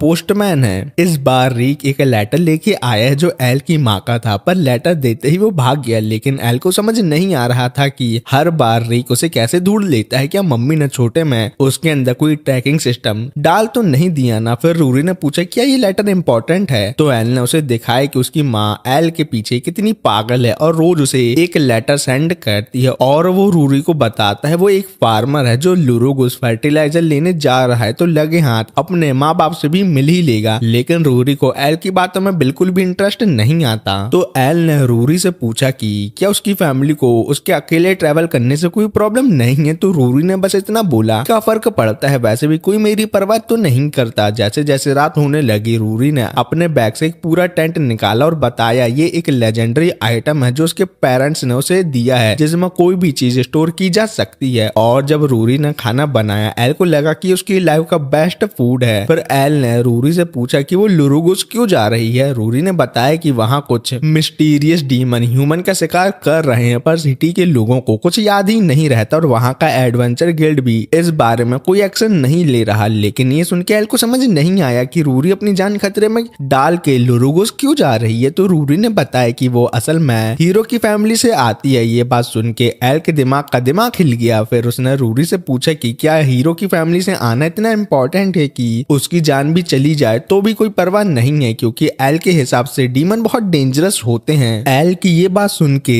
रूरी एकदम फ्रीज हो गई। पर जब एल ने उसको रियलिटी में वापस लाया तो रूरी बोली कि ये पहली बार है जब किसी ने उसकी सच में फिक्र की है। जैसे ही रूरी सोने जाने लगी, एल ने अपना ब्लैंकेट निकाला और जमीन पे सोने लगा। पर रूरी ने बोला कि वो टेंट में आ सकता है और उसके साथ सो सकता है। पर एल एक भोला भाला लड़का था तो उसने साथ में टेंट में सोने से मना कर दिया। तो रूरी ने एल को बताया रात में और भी ज्यादा डाटा ट्रांसफर के लिए पागल हो जाते हैं। तो ये सुन के रात भर और के साथ डाटा ट्रांसफर करने से अच्छा तो टेंट में ही सोना होगा। तो एल जल्दी से अंदर आया और देखा कि रूरी के पास 2 फुटॉन थे। तो रूरी ने बताया कि उसका हमेशा से सपना था कि वो किसी के साथ एडवेंचर पे जाए और रात भर बातें करे। और जैसे ही रूरी ने लाइट ऑफ की, एल ने उसका सपना पूरा करने की कोशिश की, पर तब तक रूरी सो चुकी थी और बेचारा एल अपना काम खत्म भी नहीं कर पाया। पर अचानक रूरी ने एल का सामान तोड़ दिया। फिर सुबह होते ही दोनों लुरुगुस पहुंच गए। लेकिन रूरी ने देखा कि एल बहुत पिटी कुछ हालत में है और जब उसने एल से इस बारे में पूछा तो एल ने बस कैजुअली उसे उतार फेंका और दोनों अंदर चले गए। सिटी के अंदर जाते ही रूरी ने बोला कि अब वो अलग होने होने वाले हैं क्योंकि वो दोनों अपने डेस्टिनेशन पर पहुंच गए हैं। पर जाने से पहले रूरी ने कहा कि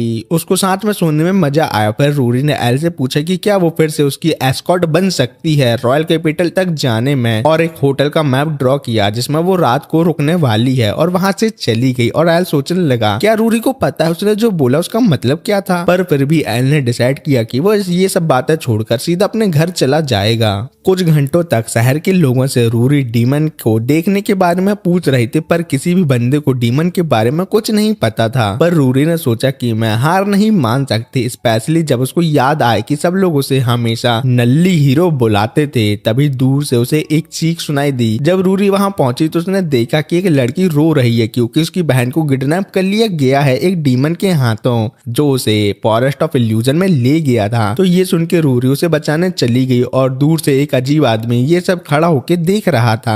दूसरी तरफ एल अपने घर पहुंच गया, पर जैसे ही वो डोर नॉक करने जा रहा था उसकी माँ ने डायरेक्टली दरवाजा तोड़ दिया और उसको उठा के पूरे शहर में घुमा दिया। लेकिन फिर वापस अपने घर ले आई और जोर से एल को हग कर दिया। ये सब होने की वजह से बेचारे एल को ऐसा फील हो रहा था जैसे उसकी सोल उसकी बॉडी से निकल रही है। एल को पता है उसकी माँ दुनिया की बेस्ट मम्मी है, पर वो अपने बेटे को पागलों की तरह प्यार करती है और यही उनकी एक बुरी आदत है। तभी एल का बाप दरवाजे के पीछे से आया और सीधा एल की बची कुची जान भी निकाल दी क्योंकि उसको लग रहा था उसकी बीबी का किसी और आदमी के साथ चक्कर चल रहा है। पर ये देख के एल की माँ तो पूरी आग बन चुकी थी और अपने हस्बैंड का फेस जलाने वाली थी क्योंकि उसने एल पे हाथ जो उठाया था। बेचारे पापा अपनी गलती समझ गए, पर उस दिन के बाद से उनका फेस वैसा नहीं दिखा जैसा पहले था। डिनर के टाइम एल की माँ बार बार उसको जबरदस्ती उसके मुंह में मीट खिलाने की कोशिश कर रही थी और बेचारे पापा एक जला हुआ काला मुर्गा खा रहे थे। और तभी एल को रियलाइज हुआ उसकी माँ का खाना रूरी के खाने से भी अच्छा है। लेकिन रूरी नाम सुन के उसकी माँ ने डायरेक्टली पूछ लिया रूरी कौन है बेटा। माँ को लगा रूरी एल की गर्लफ्रेंड है और एल उसे अपने माँ से ज्यादा प्यार करता है। सिंपल साट मेरे लड़के को उसी चुड़ैल ने अपने वश में कर लिया है, उसकी माँ ये सोच रही थी। पर ये बात सुन के एल का पापा तो खुश था क्योंकि फाइनली उसका बेटा मर्द बन रहा था। उसने एल से लिटरली भीख मांगी कि वो उसे बहुत सारे बच्चे पैदा करके दे। ये सुनकर माँ इतने गुस्से में आ गई कि उसने पापा की स्पाइन तोड़ दी और बोली कि अब इतनी जल्दी किसी और औरत को एल के लिए खाना बनाने की जरूरत नहीं है। एल ने समझाने की कोशिश की कि रूरी बस एक एस्कॉर्ट है जो उसे यहाँ सेफली लेकर आई है। पर माँ जिनका नाम लूसी है चिल होकर बोली कोई नहीं बस प्रोटेक्शन यूज करना। बेचारा एल सोचने लगा कि सब लोग गलत क्यों समझते हैं उसको।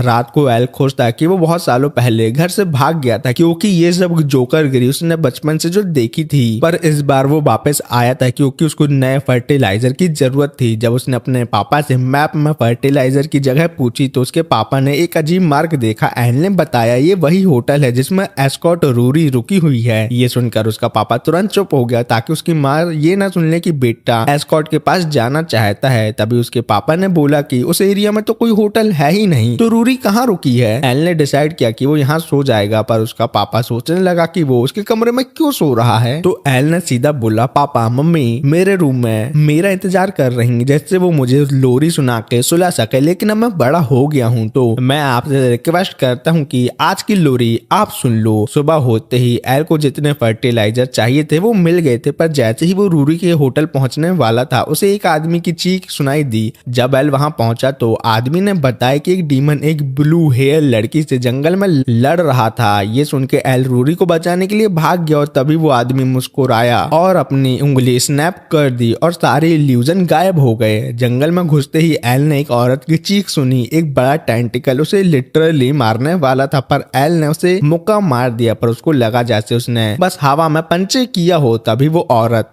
एल से चिपक गई और बोली कि उसको ताकतवर लोग बहुत ज्यादा पसंद है, और फिर तुरंत टेंटिकल बन गई और उसे निगलने लगी। लेकिन तभी रूरी वहां आई और एक ही स्लैश में टेंटिकल को काट दिया। उसने एल को बताया कि ये टेंटिकल रात भर से हर जगह आ रहे हैं और इनको जितनी बार भी मार दो ये फिर से जिंदा हो जाते हैं। और जैसे ही रूरी ने ये बोला एक आदमी शैडो से निकला। उसने अपने आप को लोकी बताया और सीधा रूरी को फेक हीरो बोल दिया क्योंकि रूरी को जल्दी समझ नहीं आया था कि उसके साथ स्कैम हो रहा था। पूरे टाइम लोकी रूरी को फेक डीमन स्टोरी सुना के जंगल में लाके मारने की प्लानिंग कर रहा था और रूरी उसमें फंस गई थी। ये सब सुन के रूरी का दिमाग खराब हो जाता है और वो लोकी पर अटैक कर देती है, लेकिन लोकी अचानक गायब हो गया और पीछे से रूरी पर अटैक करके उसको दूर फेंक दिया। लेकिन ये देख के एल तुरंत रूरी को मिराज ड्रैगन की पावर से हील करने लगता है और जब एल उसका इलाज करने लगता है तो रूरी एल को सावधान रहने को कहती है क्योंकि वो ऐसी हालत में नहीं है कि उसकी हेल्प कर पाए। पर एल ने बोला कि चिंता मत करो, मैं तो एक फार्मर हूँ। और फिर एल ने लोकी को मुक्का मारने की कोशिश की तो लोकी ने उसे पकड़ के पेड़ की तरफ फेंक दिया, पर एल ने अपने शरीर को घुमाया और वापस लोकी की तरफ अटैक कर दिया। लेकिन लोकी बार बार उसके अटैक से अपने आप को बचा लेता था और फिर लोकी ने एल पे अटैक करके उसको नीचे गिरा दिया, जिससे जमीन में बहुत बड़ा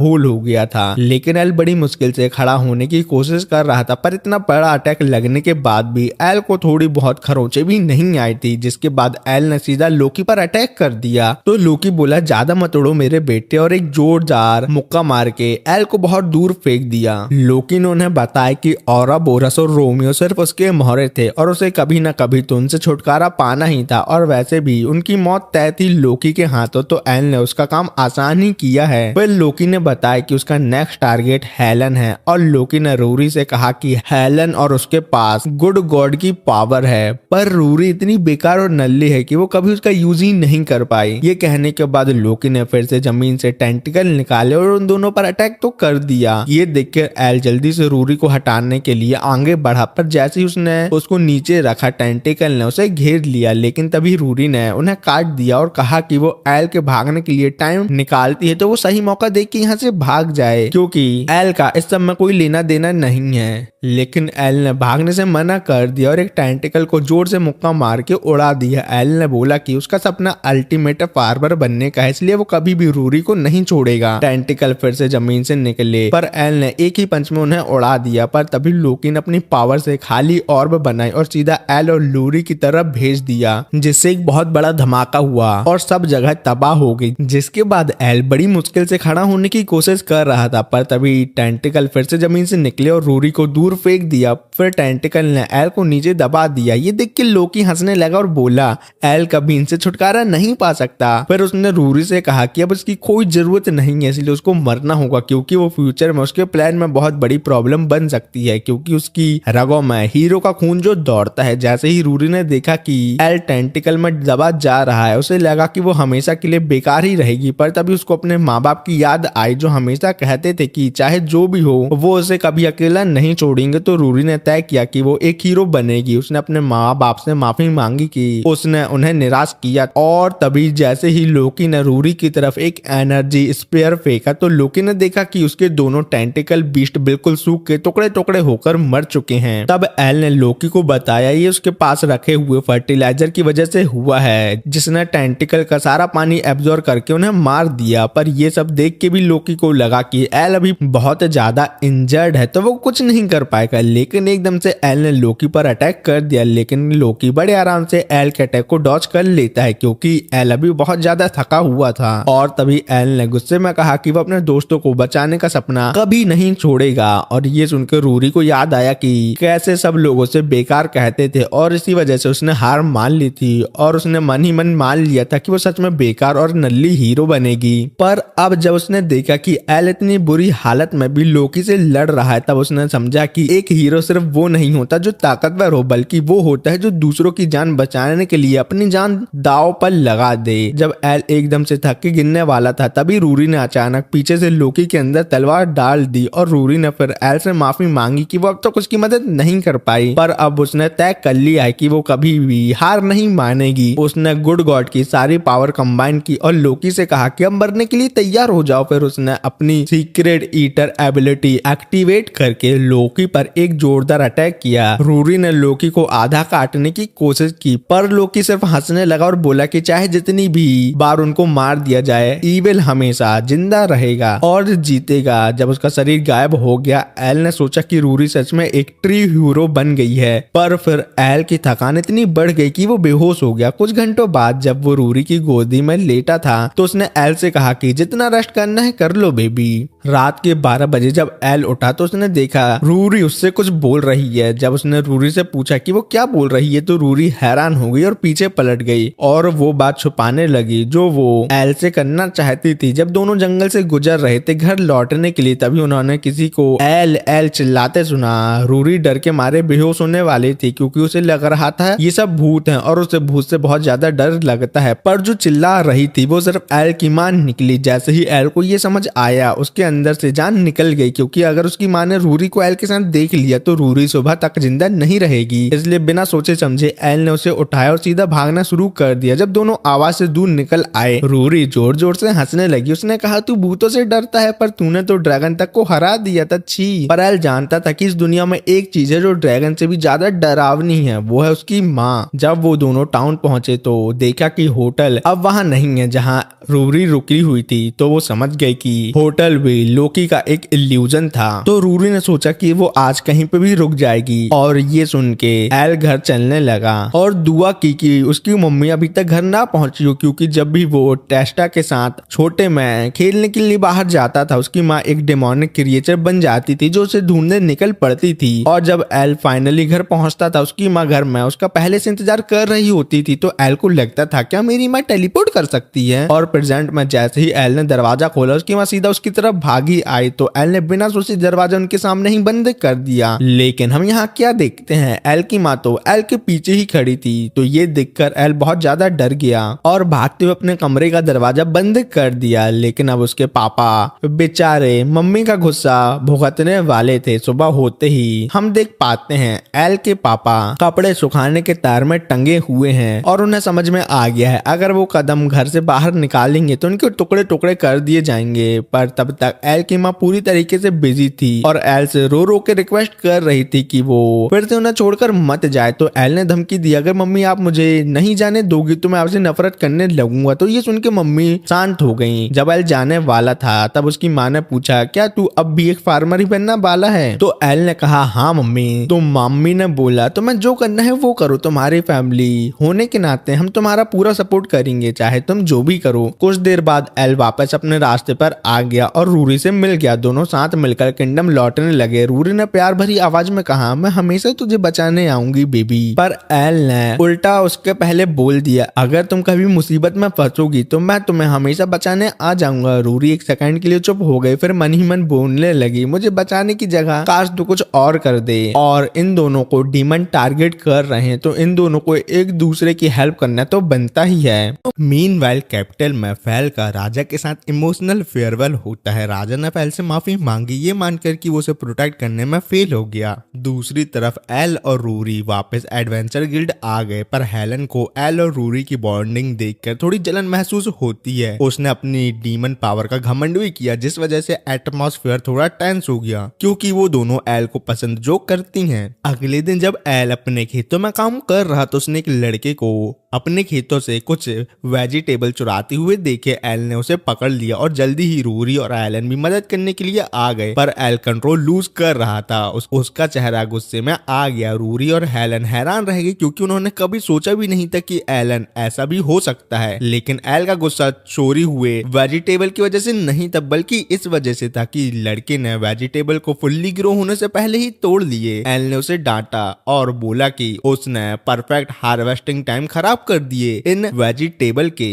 ये सुन के छोटा सा लड़का घबरा गया और तुरंत माफी मांगने लगा, पर उसके पेट से जोर से आवाज आई क्योंकि वो भूखा था। ये देखकर एल ने एक कैबेज उसके हाथों में दे दिया, लेकिन लड़का जैसे ही एक बाइट लेता है वो हैरान रह जाता है क्योंकि कैबेज इतना मीठा और फ्रेश था कि उसकी आंखों से आंसू निकलने लगे। उसे यकीन ही नहीं हो रहा था कि एक सिंपल इतनी छोटी सी कैबेज भी इतनी टेस्टी हो सकती है। उसने खुशी से एल का धन्यवाद किया और वहां से भाग गया। हेलन ने मेंशन किया कि जब एल यहाँ नहीं था तब मॉन्स्टर अटैक की वजह से मर्चेंट और सब्जियां कैपिटल में आ नहीं पा रही और इसी वजह से फूड और वेजिटेबल के रेट तुम्हारे क्रश के जैसे हाई हो गए हैं और इसी वजह से गरीब लोग बेसिक फूड भी अफोर्ड नहीं कर पा रहे। अचानक टाउन का मॉन्स्टर अलार्म बजने लगा और एल और हेलन अटैक वाली जगह की तरफ दौड़ पड़े। गार्ड और एडवेंचर फुल पावर से मॉन्स्टर से लड़ रहे थे और पर मॉन्स्टर की तादाद ज्यादा थी। धीरे धीरे वो उन्हें कमजोर कर रही थी। हेलन ने अपनी डिमोनिक पावर यूज करके अपने आप को ट्रांसफॉर्म कर लिया। फिर वो अपने क्लॉ और सुपर ह्यूमन स्ट्रेंथ से मॉन्स्टर से लड़ने लगी। दूसरी तरफ एल ने भी अपना भरोसेमंद हो उठाया और फाइट शुरू कर दी। हर स्विंग के साथ वो मॉन्स्टर को जंगल में फेंक रहा था, लेकिन मॉन्स्टर की भीड़ रुकने का नाम नहीं ले रही थी। तभी एंसबर्ग किंगडम के नाइट वहां आ पहुंच। उनके लीडर के हाथ में एक होली सॉर्ड लेवतनेंट नाइट ने सीक्रेट ब्लेड को ऊंचा उठाया और मॉन्स्टर को धमकाया कि अगर वो यहाँ से नहीं हटे तो वो इस तलवार का यूज करके सबको निपटा देगा। ये सुनकर मॉन्स्टर डर के मारे जंगल में वापस चले गए। ये सब देख के एलन हैरान था, क्योंकि उसे यकीन ही नहीं हो रहा था कि सिर्फ एक तलवार के डर से सभी मॉन्स्टर भाग गए। उस रात वो अकेला बैठकर अपने होश ऑफ कर रहा था। तभी फैल उससे मिलने आई और बोली कि वो जा रही है। एल कंफ्यूज हो गया जब उसने कहा कि वो वापस कभी नहीं आएगी। फैल ने बस एक छोटी सी एक्सप्लेनेशन दी, पर उसकी सर्वेंट ने आके इन्फॉर्म किया कि अब निकलने का टाइम हो गया है। प्रिंसेस बेल ने एल का शुक्रिया अदा किया और चली गई, पर एल के दिल में एक अजीब सी कंफ्यूजन और बेचैनी छोड़ गई। कुछ दिनों बाद मॉन्स्टर अटैक रुक गए और लाइफ वापस नॉर्मल हो गई। एल के पास एन और उसकी माँ उससे मिलने आए। एन की माँ ने एल से माफी मांगी अपने बेटे की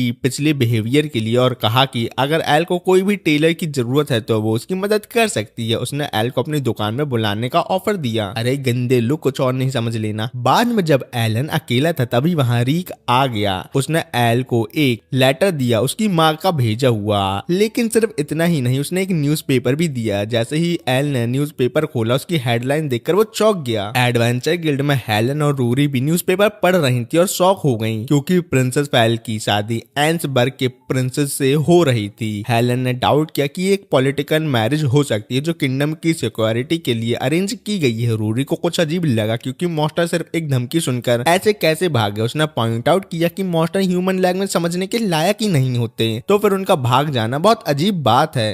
तभी एल वहां आया और उसके हाथ में एक लेटर था जो उसकी माँ ने भेजा था। पहले तो लेटर सिर्फ प्यार प्यार वाले शब्दों से भरा था जो उसकी माँ ने उसके लिए लिखे थे। ये देखकर एल शर्मा गया। फिर उसने लेटर फाड़ दिया। फिर उसने उन्हें एक और पेज दिया। ये वाला इंपॉर्टेंट था। हेलन और रूरी ध्यान से पढ़ने लगे और जो उन्होंने देखा उसने उन्हें हिला दिया। एल की माँ ने मॉन्स्टर अटैक की अपनी तरफ से इन्वेस्टिगेशन की थी और इस इन्वेस्टिगेशन में उनको एक बात पता लगी कि एंसबर्ग की होली सॉर्ड एक सिर्फ नॉर्मल सॉर्ड है, जैसे एक ब्लैक स्मिथ ने बनाया है। उसमें कोई स्पेशल पावर नहीं है जिससे डीमन डर के भाग सकते हैं। ये सुन के हेलन और रूरी हैरान रह गए और ये जानकर कि एल की माँ ने इतना बड़ा सीक्रेट पता कैसे किया। फिर एल ने कहा कि वो और भी पढ़ना है आगे, और आगे लिखा था। उसने उन्हें और भी ज्यादा शॉक कर दिया। एल की माँ एक जमाने में शैडो पपेट नाम की एक लेजेंडरी अंडर कवर यूनिट की कमांडर थी, लेकिन एल को अब तक नहीं पता था कि शैडो पपेट क्या है। हेलन ने एक्सप्लेन किया कि शैडो पपेट किंगडम की सबसे एलाइट स्पाई यूनिट थी जो दुनिया के सबसे छुपाए गए राज पता करने के लिए मशहूर थी। कोई भी सीक्रेट उनकी नजर से बच नहीं सकता था।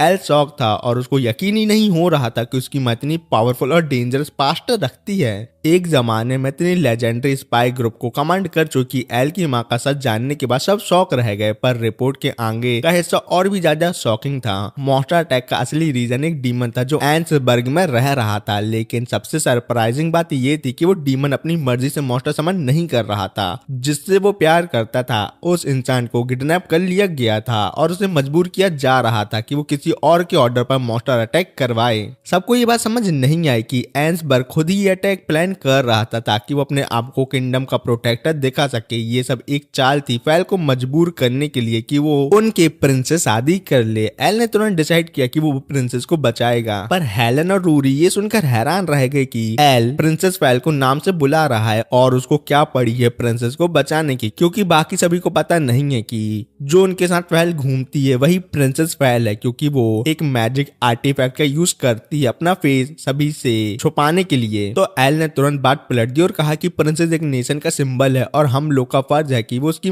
रक्षा करें। उसकी बात सुनकर हेलन और रूरी मान गए, लेकिन हेलन ने यह भी याद दिलाया कि एंसबर्ग के अंदर जाना बहुत मुश्किल होगा क्योंकि वहां की सिक्योरिटी बहुत टाइट है। तब एल ने अपना ट्रम्प कार्ड रिवील किया। उसने ऑलरेडी रिक को रिक्रूट कर लिया था जो उनका गाइड बनेगा एंसबर्ग के अंदर। दूसरी तरफ प्रिंस नूस एक सीक्रेट मीटिंग कर रहा था दूसरे नेशन के लीडर के साथ। सब लोग न्यूज से प्रोटेक्शन मांग रहे थे मॉन्स्टर अटैक से बचने के लिए। न्यूज ने नकली सिंपैथी दिखाई और कहा कि सिर्फ एक होली शॉट से वो सबको एक साथ तो प्रोटेक्ट नहीं कर सकता ना। ये सुनकर सभी लीडर ने फौरन अपने रिसोर्सेज, पैसे और इन्फ्लुएंस ऑफर करना शुरू कर दिया एंसबर्ग की प्रोटेक्शन के बदले। नूस अंदर से खुश हो गया क्योंकि उसका प्लान परफेक्ट चल रहा था। जैसे ही मीटिंग खत्म हुई नूस ने डीमन गैजील को मॉन्स्टर अटैक करने का ऑर्डर दिया ताकि दूसरे नेशन और भी डेस्परेट हो जाएं और एंसबर्ग की जरूरत उनको पड़े, पर गैजली ने इस बार मना कर दिया। उसने कहा कि वो अपनी और डीमन स्पीसीज की कुर्बानी नहीं देगा न्यूज के घटिया प्लान के लिए। न्यूज गुस्से से पागल हो गया और उसने गैजली को बहुत बुरी तरह से पीटना शुरू कर दिया। उसने याद दिलाया कि जिस लड़की से वो प्यार करता है वो अभी उसके कब्जे में हो और अगर गैजेल ने मना किया तो वो उसको अपने प्यार से कभी भी मिलने नहीं देगा। मजबूर होकर गैजेल ने दोबारा मॉन्स्टर समन कर दिए। तभी प्रिंसेस फैल वहां एंटर करती है। वो सीधा न्यूज के सामने जाकर उससे समझाती है कि उसको अपने सबऑर्डिनेट के साथ ऐसा बर्ताव नहीं करना चाहिए। तब एक गार्ड आता है और रिपोर्ट देता है कि वेडिंग कैरेज डिले हो गया है। ये सुनकर न्यूज का गुस्सा फिर से फूट पड़ा है, लेकिन जैसे उसको याद आया कि फैल उसको देख रही है, उसने तुरंत अपने इमोशन कंट्रोल किए और फेक स्माइल के साथ बोला कि वो मैरिज सेरेमनी का बेसब्री से इंतजार कर रहा है और कुछ चीजें लेट हो जाती हैं तो चलता है। उस रात फैल अपने रूम में अकेली बैठी थी। उसके मन में सिर्फ एक ही बात चल रही थी कि आज वो फिर से एल से मिल सकती, लेकिन उसके रूम के बाहर न्यूज छुपकर उसकी बातें सुन रहा था। उसकी आंखों में शक भर गया क्योंकि उसे समझ नहीं आया कि फैल किसको याद कर रही है। अगले दिन एल टेलर की शॉप गया अपने नई आउटफिट को लेने के लिए। उसने शॉपकीपर से प्रॉमिस किया कि वो और वेजिटेबल लेके आएगा जिसके बदले में उसे और सामान मिल सके। उसके बाद एल, हेलन, रूरी और रीक मिले और एंसबर्ग के अंदर जाने का प्लान डिस्कस करने लगे। रीक ने पूरा प्लान बताया। सब लोग मर्चेंट का डिस्गाइज पहनकर वेडिंग सेरेमनी में एंटर करेंगे। उनका गोल होगा कि न्यूज से उस लड़के को ढूंढ के बचा सके। दूसरी तरफ रीक सीक्रेटली मॉन्स्टर का एक बड़ी सी आर्मी लेके आएगा, उन्हें सेरेमनी के बीच रिलीज कर देगा। प्लान ये था कि जैसे ही मॉन्स्टर अटैक करेंगे न्यूज अपनी होली स्वॉर्ड यूज करने को मजबूर हो जाएगा और जब उसकी तलवार किसी भी डिवाइन पावर के बिना नॉर्मल निकलेगी तब सच सबके सामने आ जाएगा कि न्यूज की होली स्वॉर्ड फेक है ना कि असली। एल ये सब सुन के क्यूरियस हो गया कि रीक मॉन्स्टर को इकट्ठा कैसे करेगा, तो रीक ने अपनी असली आइडेंटिटी रिवील की कि वो खुद एक डीमन था। ये जान के सब हैरान रह गए और उन्हें यकीन ही नहीं हो रहा था कि रीक एक डीमन है। रीक ने बताया कि वो भी शैडो पपेट का एक मेंबर है और उसे एल की मां ने बचपन में ही एडॉप्ट कर लिया था। उसने एक और शॉकिंग सच्चाई बताई कि बहुत सारे डीमन इंसानों के बीच छुप कर रहते हैं और नॉर्मल इंसानों की तरह जिंदगी जीते हैं और उन्हीं डीमनों में से वो एक है जो न्यूज के ऑर्डर पर मॉन्स्टर अटैक कर रहा है क्योंकि उसकी ह्यूमन गर्लफ्रेंड किडनैप हो गई थी। तो एल ने कसम खाई कि वो सिर्फ एल को नहीं बल्कि उस डीमन और उसकी गर्लफ्रेंड को भी बचा के रहेगा। सुबह सेरेमनी वाले दिन प्रिंस न्यूज को फाइनली रियलाइज हुआ कि वो किंग बनने वाला है एक प्रिंसेस से शादी करके और अपनी नकली सीक्रेट स्वॉर्ड का यूज करके वो डीमन और ह्यूमन दोनों का एक साथ फायदा उठा सकता है। वो जब रूम में एंटर हुआ तो उसने सोचा कि फैल उसकी लाइफ की सबसे खूबसूरत दुल्हन है, पर फैल ने कहा कि उसे शादी से पहले अकेला छोड़ दिया जाए। जब न्यूज चला गया तो फैल ने अपनी मेड को भी वहां से जाने के लिए कह दिया और अपने पिता की बातें याद की जो उससे कह रहे थे कि वो अपनी खुशी के पीछे भागे और उससे शादी करे जिससे वो सच में प्यार करती है। पर फैल के लिए उसकी देश की भलाई उसकी खुद की खुशी से ज्यादा थी, चाहे इसके लिए उसे एल से ही दूर क्यों न होना पड़े। इसी वक्त एल और उसके दोस्त ने गेट से छुपकर अंदर घुसने का प्लान बना लिया और जैसे ही मौका मिला उन्होंने एक गली में जंप कर दिया। एल ने बेस्ट टेलर और मैगी की मदद से आउटफिट रेडी करवाया था, पर लड़कियां सोचने लगी कि वो अंडर कवर कैसे रहेंगी जब उनके कपड़े ऑलरेडी इतना अटेंशन खींचने वाले हैं। पर एल ने उन्हें बताया कि ये बहुत सिंपल है, उन्हें बस एक हेवीली गार्डेड कासल में घुसना है, गैजेल की गर्लफ्रेंड को बिना किसी को दिखाए चर्च तक ले जाना है, किसी रैंडम बंदे से ये प्रूफ करवाना है कि सीक्रेट स्वॉर्ड नकली है और बस सब कुछ सॉल्व हो जाएगा। सिंपल। एल को लग रहा था कि उसका प्लान कभी फेल ही नहीं होगा क्योंकि फार्मर पे कभी कोई शक ही नहीं करता क्योंकि वो लोग बहुत ही ऑर्डिनरी होते हैं। एल ने अपने सिर्फ 3 चलने वाले ब्रेन सेल का इस्तेमाल किया और सिचुएशन से निकलने का प्लान बनाया। नाइट ने उनसे पूछा कि वो इतनी सारी सब्जियां कहाँ लेके जा रहा है, तो एल ने बोला पैलेस में। तो नाइट ने दोबारा पूछा पैलेस में क्यों, तो एल ने तुरंत जवाब किया क्योंकि ये बिल्कुल फ्रेश है। तो ये सब सुन के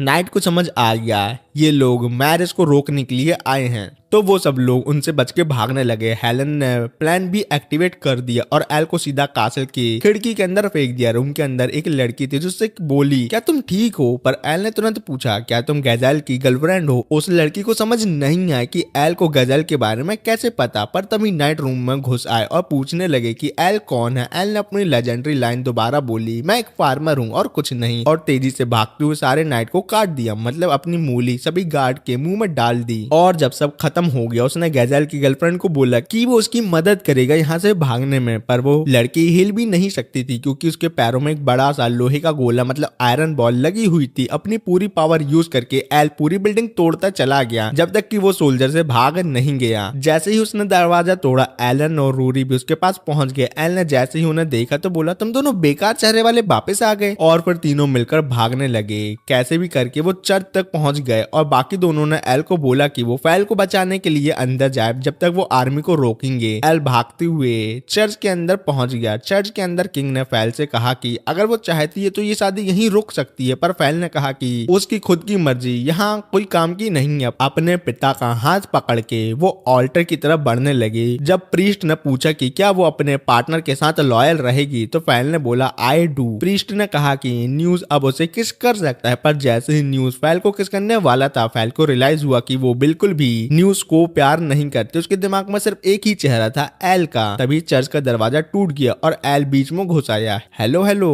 कौन है जो मेरी वाइफ से इतनी बातें कर रहा है? फैल ने जैसे ही एल का चेहरा देखा वो रो पड़ी। तो न्यूज ने एल को विलन कह दिया जो प्रिंसेस को किडनैप करने आया है, पर एल ने कहा कि झूठा सिर्फ न्यूज है। फिर उसने सबको बता दिया कि उसकी लेवाथन सॉर्ड नकली है, पर न्यूज बस जोर जोर से हंसने लगा और बोला कोई और अच्छा कहानी बताओ। किंग ने भी कहा कि उसने अपनी आंखों से देखा था कि सॉर्ड ने डीमन को भगा दिया था, और एल से पूछा गया कि क्या वो अपनी बातें प्रूव कर सकता है, तो एल ने कहा बस देखो और कुछ नहीं। तभी एक नाइट भागते हुए अंदर आया और बताया कि हजारों डीमन ने शहर पे हमला कर दिया है और रिको ने अपनी फ्लूट से कंट्रोल कर रहा है। चर्च के अंदर सब लोग न्यूज से कहने लगे कि वो तुरंत सॉर्ड का यूज करे और सभी डीमन को यहाँ से भगा दे, पर न्यूज ने गैजेल को बुलाना चाहा तो उसने देखा कि वो ऑलरेडी अपनी गर्लफ्रेंड के साथ मिल चुका है। दूसरी तरफ रीक ने न्यूज को सॉर्ड देकर कहा कि जल्दी से इसे यूज करो और डीमन को यहाँ से भगा दो जैसा आप हर बार करते हो। पर जैसे ही न्यूज ने सॉर्ड उठाना चाहा उसे समझ आ गया कि अगर उसने ऐसा किया तो उसका झूठ सबके सामने आ जाएगा। तभी एल ने सॉर्ड उठाई और कहा कि ये सिर्फ एक नकली सॉर्ड है। उसने एक डीमन की तरफ उस सॉर्ड को फेंक दिया। जैसे ही डीमन ने उस पर अटैक किया वो सॉर्ड टुकड़े टुकड़े होकर टूट गई। ये देख के किंग हैरान रह गए कि क्या ये बात सच है या नहीं। तो गैजेल ने तुरंत अपनी फ्लूट बजाई जिससे सारे डीमन वापस चले गए। सबको फाइनली समझ आया कि पूरे टाइम डीमन को कंट्रोल करने वाला खुद गैजेल था और वो सिर्फ न्यूज की धमकियों की वजह से उसकी बात मान रहा था। जब किंग ने न्यूज से इसका एक्सप्लेनेशन मांगा तो न्यूज जोर जोर से हंसने लगा और बोला कि उसका देश तो वैसे भी बर्बाद होने वाला है। कल रात ही उसने हजारों मॉन्स्टर मेगस की तरफ भेज दिए थे और जब उसका किंगडम हार जाएगा तो न्यूज उस किंगडम को अपनी टेरिटरी का पार्ट बना लेगा। पर रूरी और हेलन ने न्यूज को बता दिया कि उन्हें पहले से ही पता था कि वो कोई ना कोई ट्रैप लगाने वाला है, इसलिए पहले वाले अटैक के बाद ही उन्होंने अपनी पूरी आर्मी को ट्रेन कर दिया था। अब वो अपने हाथों से पूरे देश की रक्षा कर रहे थे। जब किंग ने ये सुना तो वो खुशी के मारे रोने लगा क्योंकि उसके किंगडम वाले अपने देश को प्रोटेक्ट करने के लिए अपनी जान भी दांव पर लगाने के लिए रेडी हैं। उसी वक्त एल ने फैल से कहा कि उसे अपनी कुर्बानी देने की जरूरत नहीं है, पर तभी सब सोल्जर रूम में दौड़ पड़े और न्यूज ने उन्हें ऑर्डर दिया कि एल को पकड़ लो। सोल्जर आगे बढ़ने ही वाले थे कि न्यूज अपना प्लान फेल होता नहीं देखना चाहता था, इसलिए उसने किंग पे अटैक करने की कोशिश की, पर तभी एक मूली ने उसकी शॉट को रोक दिया। उस मूवमेंट में न्यूज को समझ आ गया कि उसका बड़ा वाला हुतिया बना दिया गया है। एल ने जोर से उसे मुक्का मारा और बोला ये सब खत्म हो चुका है नल्ले राजा। सोल्जर ने न्यूज को पकड़ लिया और ले गए। पहल भाग के एल के पास आई और उसका शुक्रिया अदा किया और सबके सामने कन्फेस कर दिया कि वो उससे प्यार करती है, लेकिन रूरी ये सब चुपचाप होने नहीं दे सकती थी। जब एल ने फैल को अपने आप से दूर करने की कोशिश की तो फैल ने बोला आज रात में तुम्हारी गाजर टेस्ट करने वाली हूँ। और ये सब सुनकर रूरी दुखी थी और ये सब सुनकर किंग एल को ऐसे देख रहे थे जैसे वो एल को अभी काट डालेंगे, पर उसके बदले किंग ने एल को कॉन्ग्रेचुलेट किया और अपने परिवार में वेलकम कर लिया।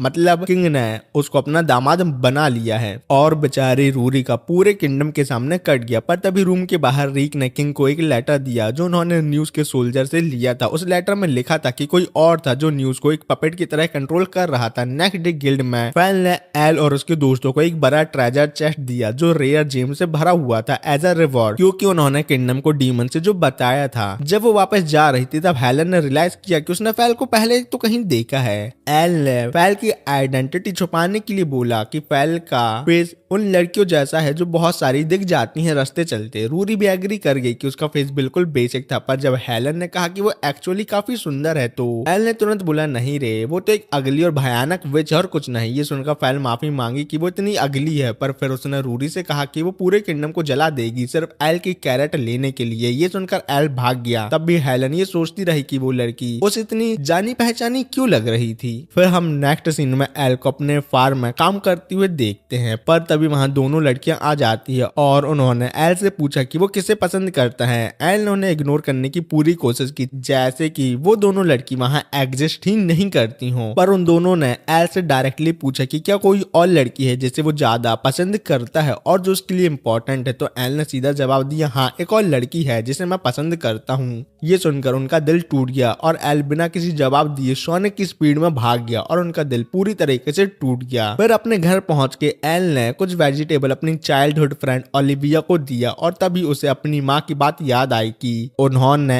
एल से बोला था कि उसे अपने ऊपर कभी भी बर्डन फील करने की जरूरत नहीं है क्योंकि उसकी फैमिली हमेशा उसके साथ है। फिर सीन 15 साल पहले शिफ्ट होता है जहाँ एल के डैड ने फाइनली एक छोटा सा बॉक्स भर के आलू इकट्ठा किए थे, पर जब उन्होंने देखा कि एल कैसा कर रहा है तो उन्हें पता चला कि एल ने अकेले ही 9 बॉक्स भर लिए हैं। फार्मिंग एक ऐसी चीज थी जो एल को पसंद थी, पर तभी लूसी पीछे से आई और उसके डैड की पिटाई करना शुरू कर दिया क्योंकि डैड ने एल से सारा काम करवाया था, ऐसा उसकी मम्मी को लग रहा था।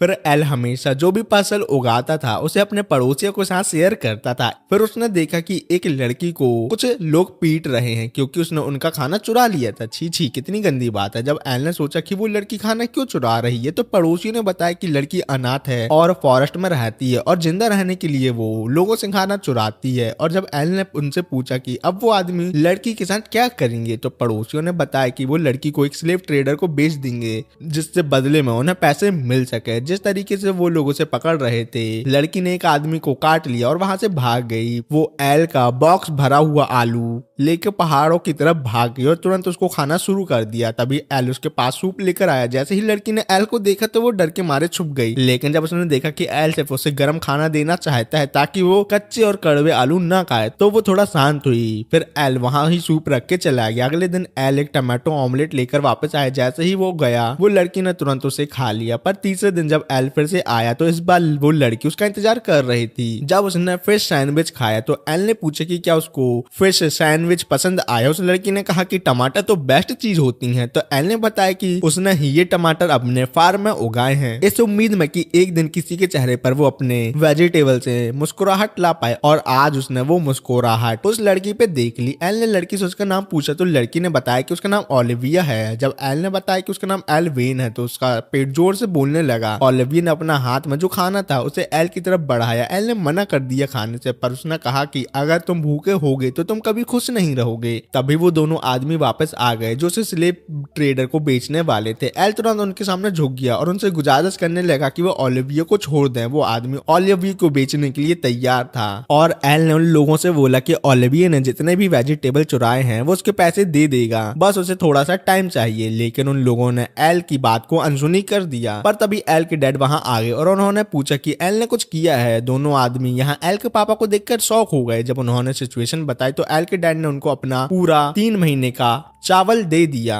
उन आदमियों ने पूछा कि क्या सच में एल के पापा आप हमें ये इतना सारा चावल देना चाहते हैं क्योंकि ये चावल बहुत ज्यादा हैं। इतने तो उस लड़की ने वेजिटेबल भी नहीं चुराए। तो एल के डैड बोलने लगे कि हाँ हाँ लेके जाओ, कोई प्रॉब्लम नहीं है। फिर एल ने अपने पापा से पूछा कि क्या वो श्योर है इतना सारा चावल देने के लिए। तो उन्होंने कहा कि हाँ, पर हो सकता है कि वो आज जिंदा ना बचे क्योंकि लूसी उसे मार डालेगी या फिर उसे 2 महीने तक भूखा रखेगी। लेकिन क्रेजी लड़कियां अलग ही लेवल की होती हैं, इसलिए तो उन्हें एल की मॉम से प्यार है। तभी ओलिविया ने एल को उसके चुराए हुए आलू वापस देने की कोशिश की, पर तभी एल के डैड ओलिविया को देखने लगे और एल से कहा कि शायद खाना बनाने के लिए हमें और भी हाथों की जरूरत है। तो पहले तो एल को ये बात समझ नहीं आई, फिर वो समझ गया और उसने ओलिविया को भी बोला कि हमें आलू बनाने के लिए कुछ लोगों की जरूरत है, क्या तुम हमारे साथ चलोगी? और अगर तुम हमारे साथ चलती हो तो तुम रोज रोज टेस्टी टेस्टी खाना खा सकती हो और हमेशा मेरे साथ भी रह सकती हो। और जैसे ही वो लोग घर जाने लगे ओलिविया खुश थी क्योंकि फाइनली उसे कोई तो मिला जो उसकी इतनी परवाह करता था।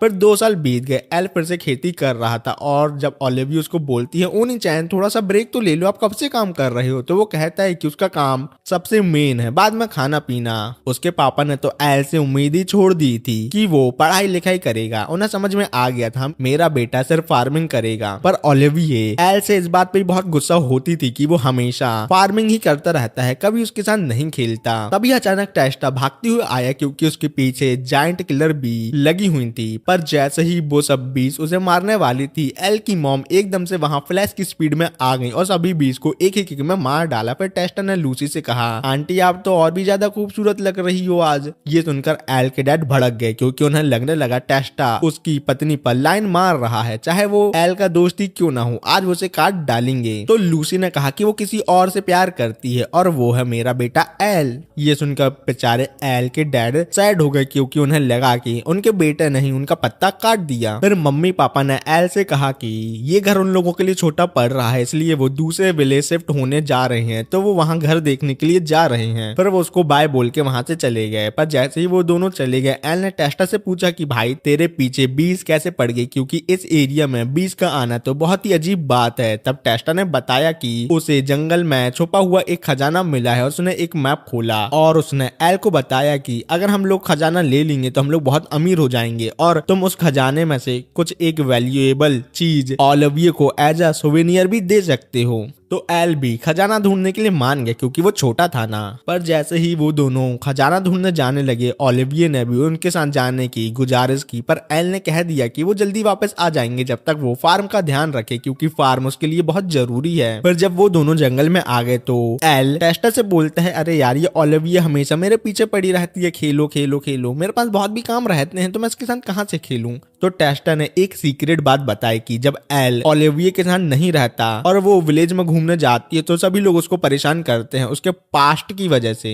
तो एल सोचने लगा कि ओलिविये ने इस बारे में उसको क्यों नहीं बताया, और फिर थोड़ी देर बाद उसको रियलाइज हुआ कि उसके मम्मी पापा ओलिविये की वजह से ही ये टाउन छोड़ने के बारे में सोच रहे हैं। और एल को ये सोच के बुरा लगा कि सबको इस बारे में पता था, सिर्फ मेरे को नहीं पता था। तो उसने सोचा कि मैं जल्दी से खजाना ढूंढूंगा और उससे एक सोवेनियर ओलिविये को देकर उसको खुश कर दूंगा, फिर हम दोनों साथ साथ खेलेंगे। और जब वो दोनों फाइनली मैप की लोकेशन पर पहुंचे, टेस्टा ने एक पत्थर पर गलती से पैर रख दिया और पूरा पहाड़ हिलने लगा और वो दोनों पहाड़ के अंदर गिर गए। वहां उनको एक केव मिली और उनके सामने एक अंडरग्राउंड महल था। जब एल इधर उधर देख रहा था तब टेस्टा को एक पत्थर मिला और जैसे ही टेस्टा ने उस पत्थर को छुआ, एक तेज रोशनी हुई और एल किसी और डायमेंशन में टेलीपोर्ट हो गया। और जैसे ही एल ने अपनी आंखें खोली, उसके सामने एक डिवाइन ड्रैगन था जो उसे खाने वाला था। पर तभी पूरा पहाड़ एक वोल्केनो की तरफ फट गया और सब कुछ तबाह हो गया। कुछ घंटों बाद उसने ओलिविये की आवाज सुनी जो उसे जगाने की कोशिश कर रही थी। एल ने तुरंत उठने की कोशिश करी पर उसका दिल में एक तेज चुभन हुई। तभी टेस्टा वापस अंदर आया और उसने बाहर ले जाकर एल को बताया कि वोल्केनो फटने की वजह से सभी जगह राख राख हो गई है और पूरा विलेज तबाह हो चुका है। और ये विलेज वाले यहाँ से कैपिटल भी नहीं जा सकते थे क्योंकि कैपिटल जाने वाला पुल भी टूट चुका था। इसी दौरान टेस्टा के माँ बाप मिल गए तो वो उनको ढूंढने के लिए चला गया। दूसरी तरफ मेयर लोगों से राशन बांट रहा था और मेयर के पास भी बहुत ही कम राशन था। तो एल ने सोचा कि वो अपने खेतों में जाकर कुछ खाना ढूंढेगा, लेकिन खेतों में जाकर उसने देखा कि सारी फसल तबाह हो चुकी थी।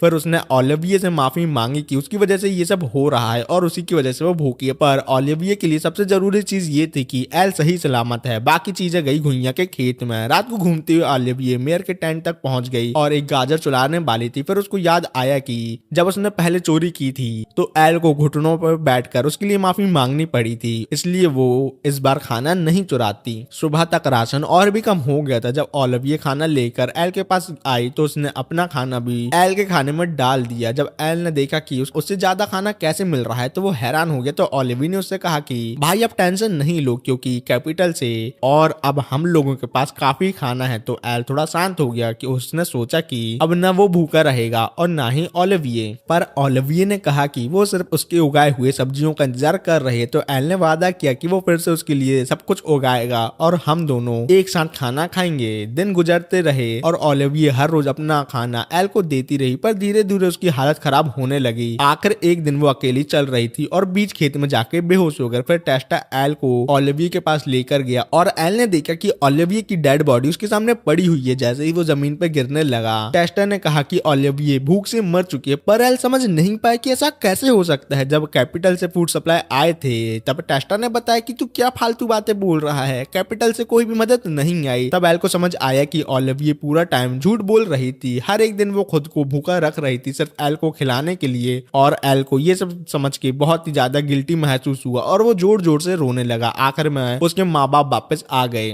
पर एल को लगने लगा कि ओलिविये के मरने की असली वजह वो है। प्रेजेंट में एल के पास बहुत सारा खाना है पर ओलिविये से खाने के लिए नहीं है, और उसने ओलिविये से किया हुआ प्रॉमिस भी पूरा नहीं किया। लेकिन एल ने तब से डिसाइड कर लिया था कि वो चाहे जो हो जाए वो फार्मिंग को कभी नहीं छोड़ेगा। फिर नेक्स्ट रात एक ड्रैगन एल के सामने आता है, पर एल एक ही पंच में उसका काम तमाम कर देता है। घर लौटते वक्त उसने देखा कि एक लड़की जमीन पर बेहोश पड़ी है, पर कम से कम उसकी सांस चल रही थी। ये देखकर उसको थोड़ा सुकून मिला। फिर एल ने सोचा कि वो इस लड़की को अकेला नहीं छोड़ सकता, तो वो उसे अपने घर ले गया। सुबह जैसे ही लड़की होश में आई, उसने एल को उठाया और पूछा कि उसने रात को उसे किडनैप किया था क्या, पर एल ने बताया कि वो तो रोड पे बेहोश पड़ी थी। ये सुनते ही लड़की को और भी अजीब लगा कि उसने एक बेहोश लड़की को उठाया जिसको वो जानता भी नहीं है, और उस लड़की को लग रहा था पता नहीं रात में एल ने उसके साथ कहीं डाटा ट्रांसफर तो नहीं कर लिया ना। तो एल ने समझाने की कोशिश की कि वो बस उसकी चिंता कर रहा था और मैंने तुम्हारे साथ कोई भी डाटा ट्रांसफर नहीं किया। फिर एल ने लड़की से पूछा कि उसके बेहोश होने की वजह क्या थी। जब लड़की ने देखा कि एल सच बोल रहा है तो उसने बताया कि वो एडवेंचर गिल्ड जा रही है किसी काम से। एल ने कहा कि वो भी वहां जा रहा है तो वो उसे वहां छोड़ देगा। फिर एल ने लड़की को अपना नाम एल वेन बताया और लड़की ने अपना नाम लीना बताया। थोड़ी देर बाद रूरी उसके रूम में आई और देखा कि एक और लड़की ऑलरेडी अंदर थी।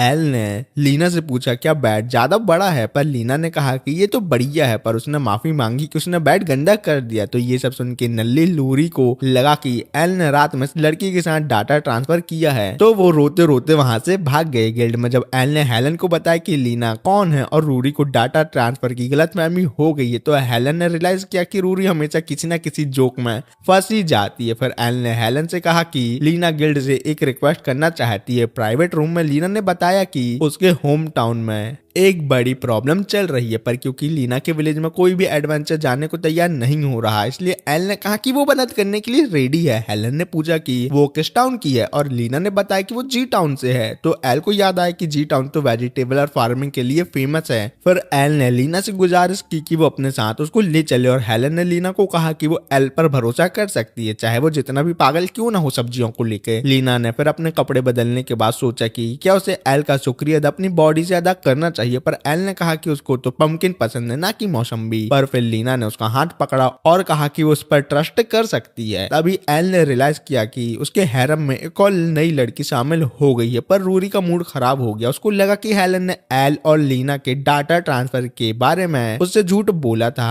जब वो दोनों जी टाउन जा रहे थे तो उनके ड्राइवर ने बताया कि काफी टाइम से वहां कोई ट्रेड नहीं हो रहा, इसलिए वो किसी को वहां नहीं ले गया। एल को ये सुनकर अजीब लगा और तभी उसने कुछ आवाज सुनी। फिर उसने देखा कि एक और उसके पीछे डाटा ट्रांसफर के लिए आ रहा है। ड्राइवर ने सोचा कि अगर सिर्फ एक और है तो कोई टेंशन नहीं है, पर तभी उसने देखा कि पूरा ग्रुप उनके पीछे पड़ा है। तो एल ने रियलाइज किया कि उसकी गाजर और पीछे का गोदाम भरने वाला है, और ये सब सोच के वो बेहोश हो गया। कुछ घंटों बाद एल की आंख खुली और एल का पीछे का गोदाम अभी भी खाली था और वो लीना की गोद में पड़ा हुआ था, इसलिए एल ने उससे माफी मांगी। पर तभी उसको रियलाइज हुआ कि वो एक पेंडेंट पहने हुए है। लीना ने उसे कहा कि ये पेंडेंट फिलहाल उसको शांत करने में मदद करेगा। तो फाइनली वो लोग अपनी डेस्टिनेशन पर पहुंच गए। जब लीना चली गई तो ड्राइवर ने कहा कि वो एक अच्छी लड़की है, क्योंकि जब तक एल बेहोश था तब तक वो एल को शांत करने की कोशिश कर रही थी, एक अच्छी वाइफ की तरह। एंट्रेंस गेट पर लीना ने गार्ड को बताया कि उसका कंपेनियन है एल। जैसे ही वो गेट क्रॉस करके चले गए, एल ने सोचा कि गार्ड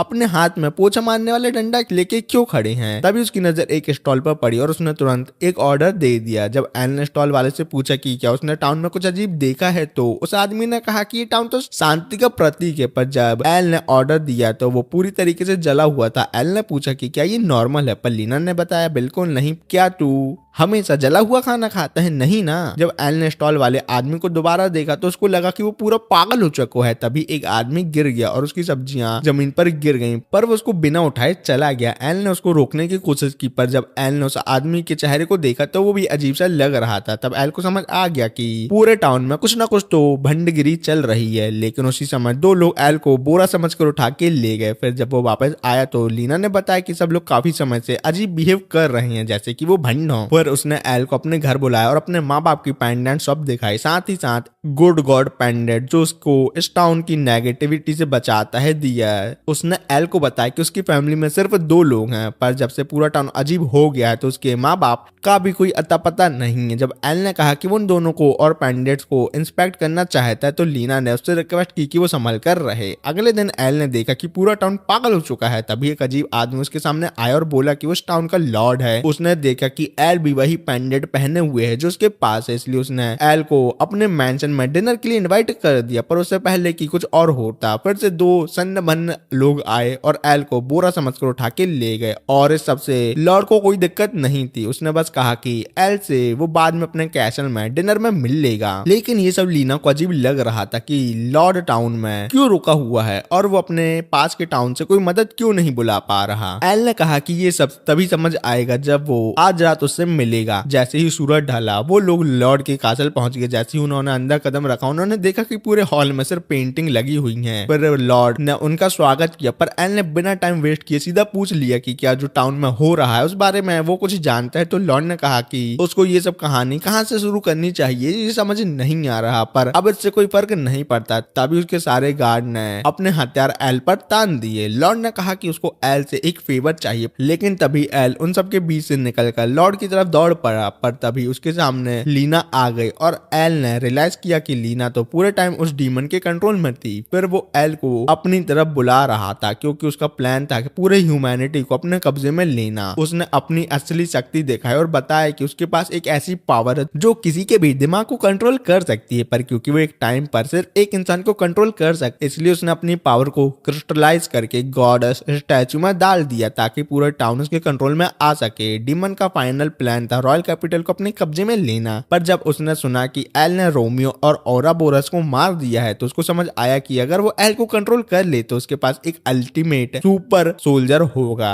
जिसको कोई हरा ही नहीं सकता। एल ने सोचा कि लीना उसका साथ क्यों दे रही है, पर लीना ने बताया कि वो मजबूर थी क्योंकि डीमन ने उसके माँ बाप को हॉस्टेज बना के रखा था। एल ने रियलाइज किया कि लीना झूठ नहीं बोल रही, इसलिए उसने डीमन से कहा कि उसे जो करना है कर ले। जैसे ही डीमन ने अपना क्रिस्टल एल के सर में घुसाने की कोशिश की, लीना को एल के साथ बिताए हुए सारे पल याद आ गए और उसने एल को यहाँ से भाग जाने के लिए कहा, पर एल ने बस मुस्कुराया और उसने एक स्टोन जमीन पर फेंक दिया और उस स्टोन के गिरते ही पूरा रूम रोशनी से भर गया। और जब बाहर देखा तो गॉडेस स्टैचू पूरी तरीके से तबाह हो चुका था और डीमन का कंट्रोल टाउन पर एकदम से खत्म हो गया। एल ने बताया कि वो एक कम्युनिकेशन स्टोन था जिससे उसके दोस्तों ने बाहर गॉडेस स्टैचू को तोड़ दिया जैसे ही उनको सिग्नल मिला था। डीमन को समझ नहीं आया कि एल ने अपने दोस्तों से कांटेक्ट कैसे किया। तभी एल ने बताया कि 2 बार ऐसा हुआ था जब लीना उस पर ध्यान नहीं दे रही थी। एक जब 2 लड़कियां रोरी और हेलन ने उसे किडनैप किया था, दूसरी बार जब उसको दोबारा किडनैप किया गया तब उन दोनों लड़कियों ने रियलाइज किया कि सब लोग स्टैचू की वजह से कंट्रोल हो रहे हैं, इसलिए उन्होंने एल को लॉर्ड का राज पता लगाने के लिए भेज दिया। और स्टैचू तोड़ने का सिग्नल ये था कि वो कम्युनिकेशन स्टोन तोड़ दे। जहां तक लीना के माँ बाप की बात थी, रोरी और हेलन उनको बचा चुके थे, पर डीमन के पास एक और चाल बची थी। उसने लॉर्ड को हॉस्टेज बना लिया जो वेजिटेबल से बेपनाह प्यार करता था। तभी एल ने एक वेजिटेबल स्टिक निकाली, पर ये देख के डीमन को लगा कि एल बेवकूफी कर रहा है। पर तभी एल ने वेजिटेबल स्टिक लॉर्ड के मुंह में घुसा दिया। जैसे ही लॉर्ड ने वेजिटेबल चबाया उसको याद आ गया कि उसको वेजिटेबल कितनी पसंद है और उसी वक्त डीमन का कंट्रोल लॉर्ड से छूट गया। फिर एल ने एक जोर का मुक्का मारकर डीमन का काम खत्म कर दिया। जाने से पहले एल ने लीना से पूछा कि क्या वो पेंडेंट रख सकता है। लीना ने कहा कि ये तो उसके लिए छोटी सी चीज है। फिर वो एल के पास आई और उसने एल को किस कर दिया।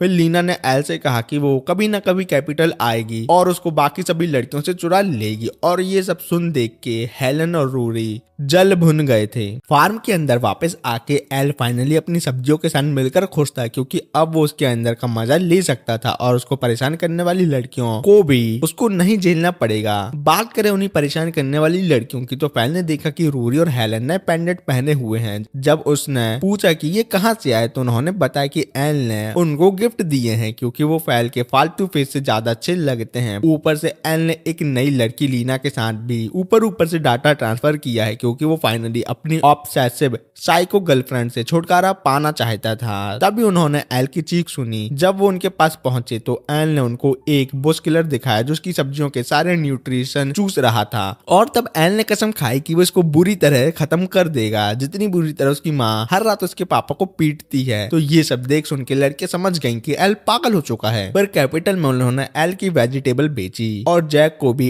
एल की वेजिटेबल पसंद आई थी और वो यहाँ मूली लेने आया था। तो जैक उसका दोस्त था इसलिए एल ने उसको फ्री में पत्ता गोभी भी दे दी। पर तभी कैपिटल का किंग खुद एक डिस्गाइज में एल की शॉप पर आया, जिसे देख फैल तुरंत छुप गई। एल को लगा कि ये आदमी इतना छुप क्यों रहा है, तो किंग बोला कि वो तो बस एक नॉर्मल कस्टमर है। फिर किंग ने एल से कुछ वेजिटेबल लिया और किंग ने एल से पूछा कि वो कब तक उनकी फैमिली को ज्वाइन करेगा और उनको एक पोता देगा। पर एल ने सीधा बोला कि उसको किंग की बेटी में बिल्कुल भी इंटरेस्ट नहीं है। तो किंग ने तुरंत ये सुन के एल को रिश्वत देने का प्लान बनाया और बोला कि वो पूरे किंगडम का फार्म लैंड और नए वेजिटेबल टूल एल को दे देंगे। और एल फार्मिंग टूल सुन के शादी के लिए मान गया। पर रूरी ने एल को होश में लाया और बोला कि वो एक अगले यूजलेस से शादी मत करे। पर फैल अपनी कंपटीशन हटाने के चक्कर में गलती से अपने फ्यूचर हस्बैंड को ही बेहोश कर बैठी। जब एल बेहोश था उसको एक गॉडेस की आवाज सुनाई दी जो उसका नाम बुला रही थी। पर उससे पहले कि वो अपना इंट्रोडक्शन दे पाती कनेक्शन ब्रेक हो गया। गॉडेस ने कहा कि वो जल्दी मिलेंगे। तभी किंग ने एल से बोला, बेटा देखो मेरी बेटी से शादी करनी है, मेरे से नहीं। फिर सब कुछ बेचने के बाद एल को याद आया कि उसके फार्म में डेंजर बुश किलर अब भी हैं। वैसे तो दोनों लड़कियां एल की हेल्प करने उसके खेत में जाने वाली थी, लेकिन जब उन दोनों ने एल का डरावना फेस देखा तो वो डर गई और वहां से भाग गई। फिर जब रिक एक माइल ड्राइवर कर रहा था तो उसने भी एल का ये डेंजरस फेस देखा। तो एल ने बताया कि वो इस पेस्टिसाइड से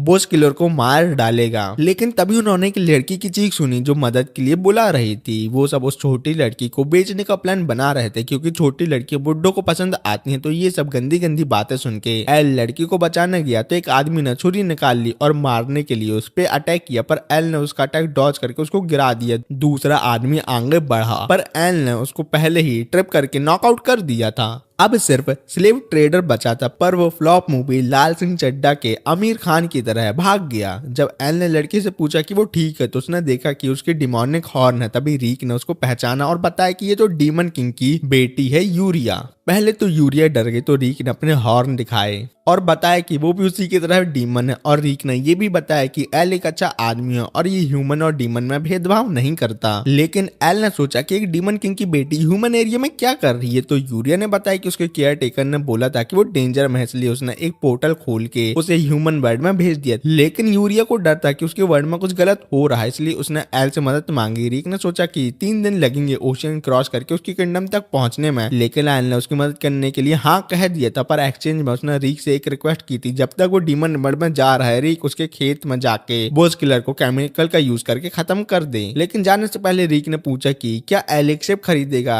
डीमन वर्ल्ड जाने के लिए। पर एल ने बोला कि उसको शिप की कोई जरूरत ही नहीं है क्योंकि वो खुद ही एक शिप है। फिर उसने सीधा पानी के ऊपर भागना शुरू कर दिया क्रिस्ट के जैसे। यूरिया इस सबको देख के सन्न बनती और उसको डर लग रहा था अगर वो पानी में गिर गई तो वो मारी जाएगी क्योंकि उसको तैरना नहीं आता। लेकिन एल को पता था जब तक वो सोने की स्पीड में दौड़ेगा तो वो पानी में नहीं गिरने वाला। फिर कुछ घंटों बाद बिना रुके पानी के ऊपर भागने के बाद वो फाइनली डेमोनिक कॉन्टिनेंट पहुंच गए। एल ने यूरिया से कहा कि मुझे माफ कर दो, मेरी वजह से तो मैं सी सिकनेस हो गया। पर यूरिया ने बोला कि वो एक्चुअली खुश है कि एल सबको जल्दी बचाना चाहता है। फिर उसने एल को ओनी चान बुलाया और एल ये सुनकर 1 सेकंड के लिए फ्रीज हो गया क्योंकि उसको ओलिविया का चेहरा याद आ गया था। तभी दूर से एक आदमी चल के आता दिखाई दिया तो एल सतर्क हो गया। लेकिन यूरिया ने बोला कि चिंता मत करो यूकी, ये डोमा है उसका केयर टेकर। पर जैसे ही डोमा आया उसने बिना कुछ सोचे मैजिकल अटैक लॉन्च कर दिया। वो यूरिया को मारने वाला था तो वो चीख के बोली, पागल है, मैं यूरिया हूँ, मेरे को मारेगा। पर डोमा बिना सोचे सिर्फ अटैक करता जा रहा था तो एल ने उसके सारे अटैक ब्लास्ट अपने हाथों से ब्लॉक कर दिए। तो डोमा फिर से नई एनर्जी और फायर करने लगा पर एल ने हर एक अटैक डॉज कर दिए। देखकर डोमा ने सीधा यूरिया पर अटैक करने का प्लान बनाया पर एल ने उसके सारे अटैक पैरी कर दिए। लेकिन ये सब देख के एल को समझ आया कि जरूर कोई डोमा के दिमाग पे कंट्रोल कर रहा है। वो आगे बढ़ा, उसको मुक्का मारने के पर डोमा अचानक गायब हो गया और सीधा एल के पीछे आके उस पे एक जोर का अटैक कर दिया जिससे मुश्किल से एल बच पाया। पर तभी डोमा पीछे से और अटैक करने आया। इससे पहले कि वो कुछ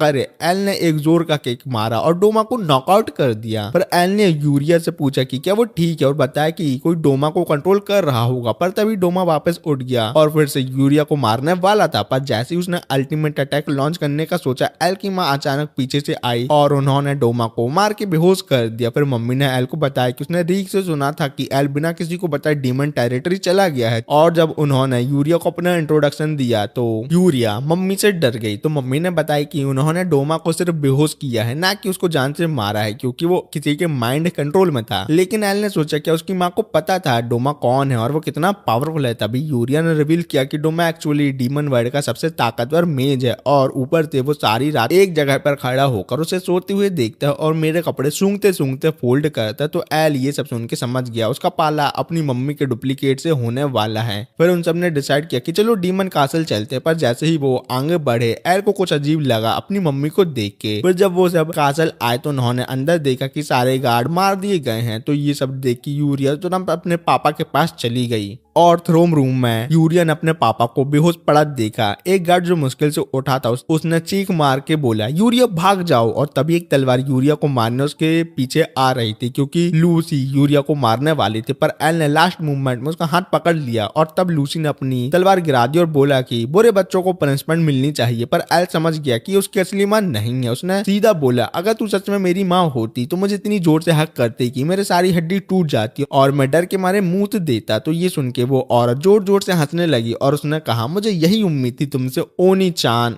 फिर उस औरत ने अपना ट्रांसफॉर्मेशन शुरू कर दिया और एल ने फाइनली उसकी असली शक्ल देखी और एल ने देखा कि ये तो उसकी मुंह बोली बहन ओलिविया थी। और ये सब देख सुन के एल शॉक में रह गया कि उसकी बहन जिंदा कैसे हो सकती है। एल को ये सोचकर हैरानी हो रही थी कि ओलिविया अभी तक जिंदा कैसे थी। पर ओलिविया ने बताया कि वो इविल गॉड की पावर के साथ पता नहीं कैसे फिर से जिंदा हो चुकी है। फिर ओलिविया ने अपना हाथ उठाकर दिखाया कि उसके पास कौन सी नई एबिलिटी है और एक ब्लास्ट अटैक उसने यूरिया की तरफ किया। और ये अटैक इतना पावरफुल था कि कासल के साथ साथ दूर का एक माउंटेन भी तबाह हो गया। जब धूल हटी तो एल को समझ आ गया कि ओलिविया को हराना नामुमकिन है। पर ओलिविया को ये देखकर मजा आया कि एल उसके ब्लास्ट से बचने में कामयाब हो गया है, जबकि उसके अंदर इविल गॉड की पावर अब तक सील थी। एल ने ये समझने की कोशिश की कि ओलिविया ये कहने का क्या मतलब है। तो ओलिविया ने बताया कि उसके स्टैट सिर्फ एक वजह से बढ़े थे, उसके नेचर लवर स्किल की वजह से, और ये स्किल इविल गॉड ने उसको दी थी।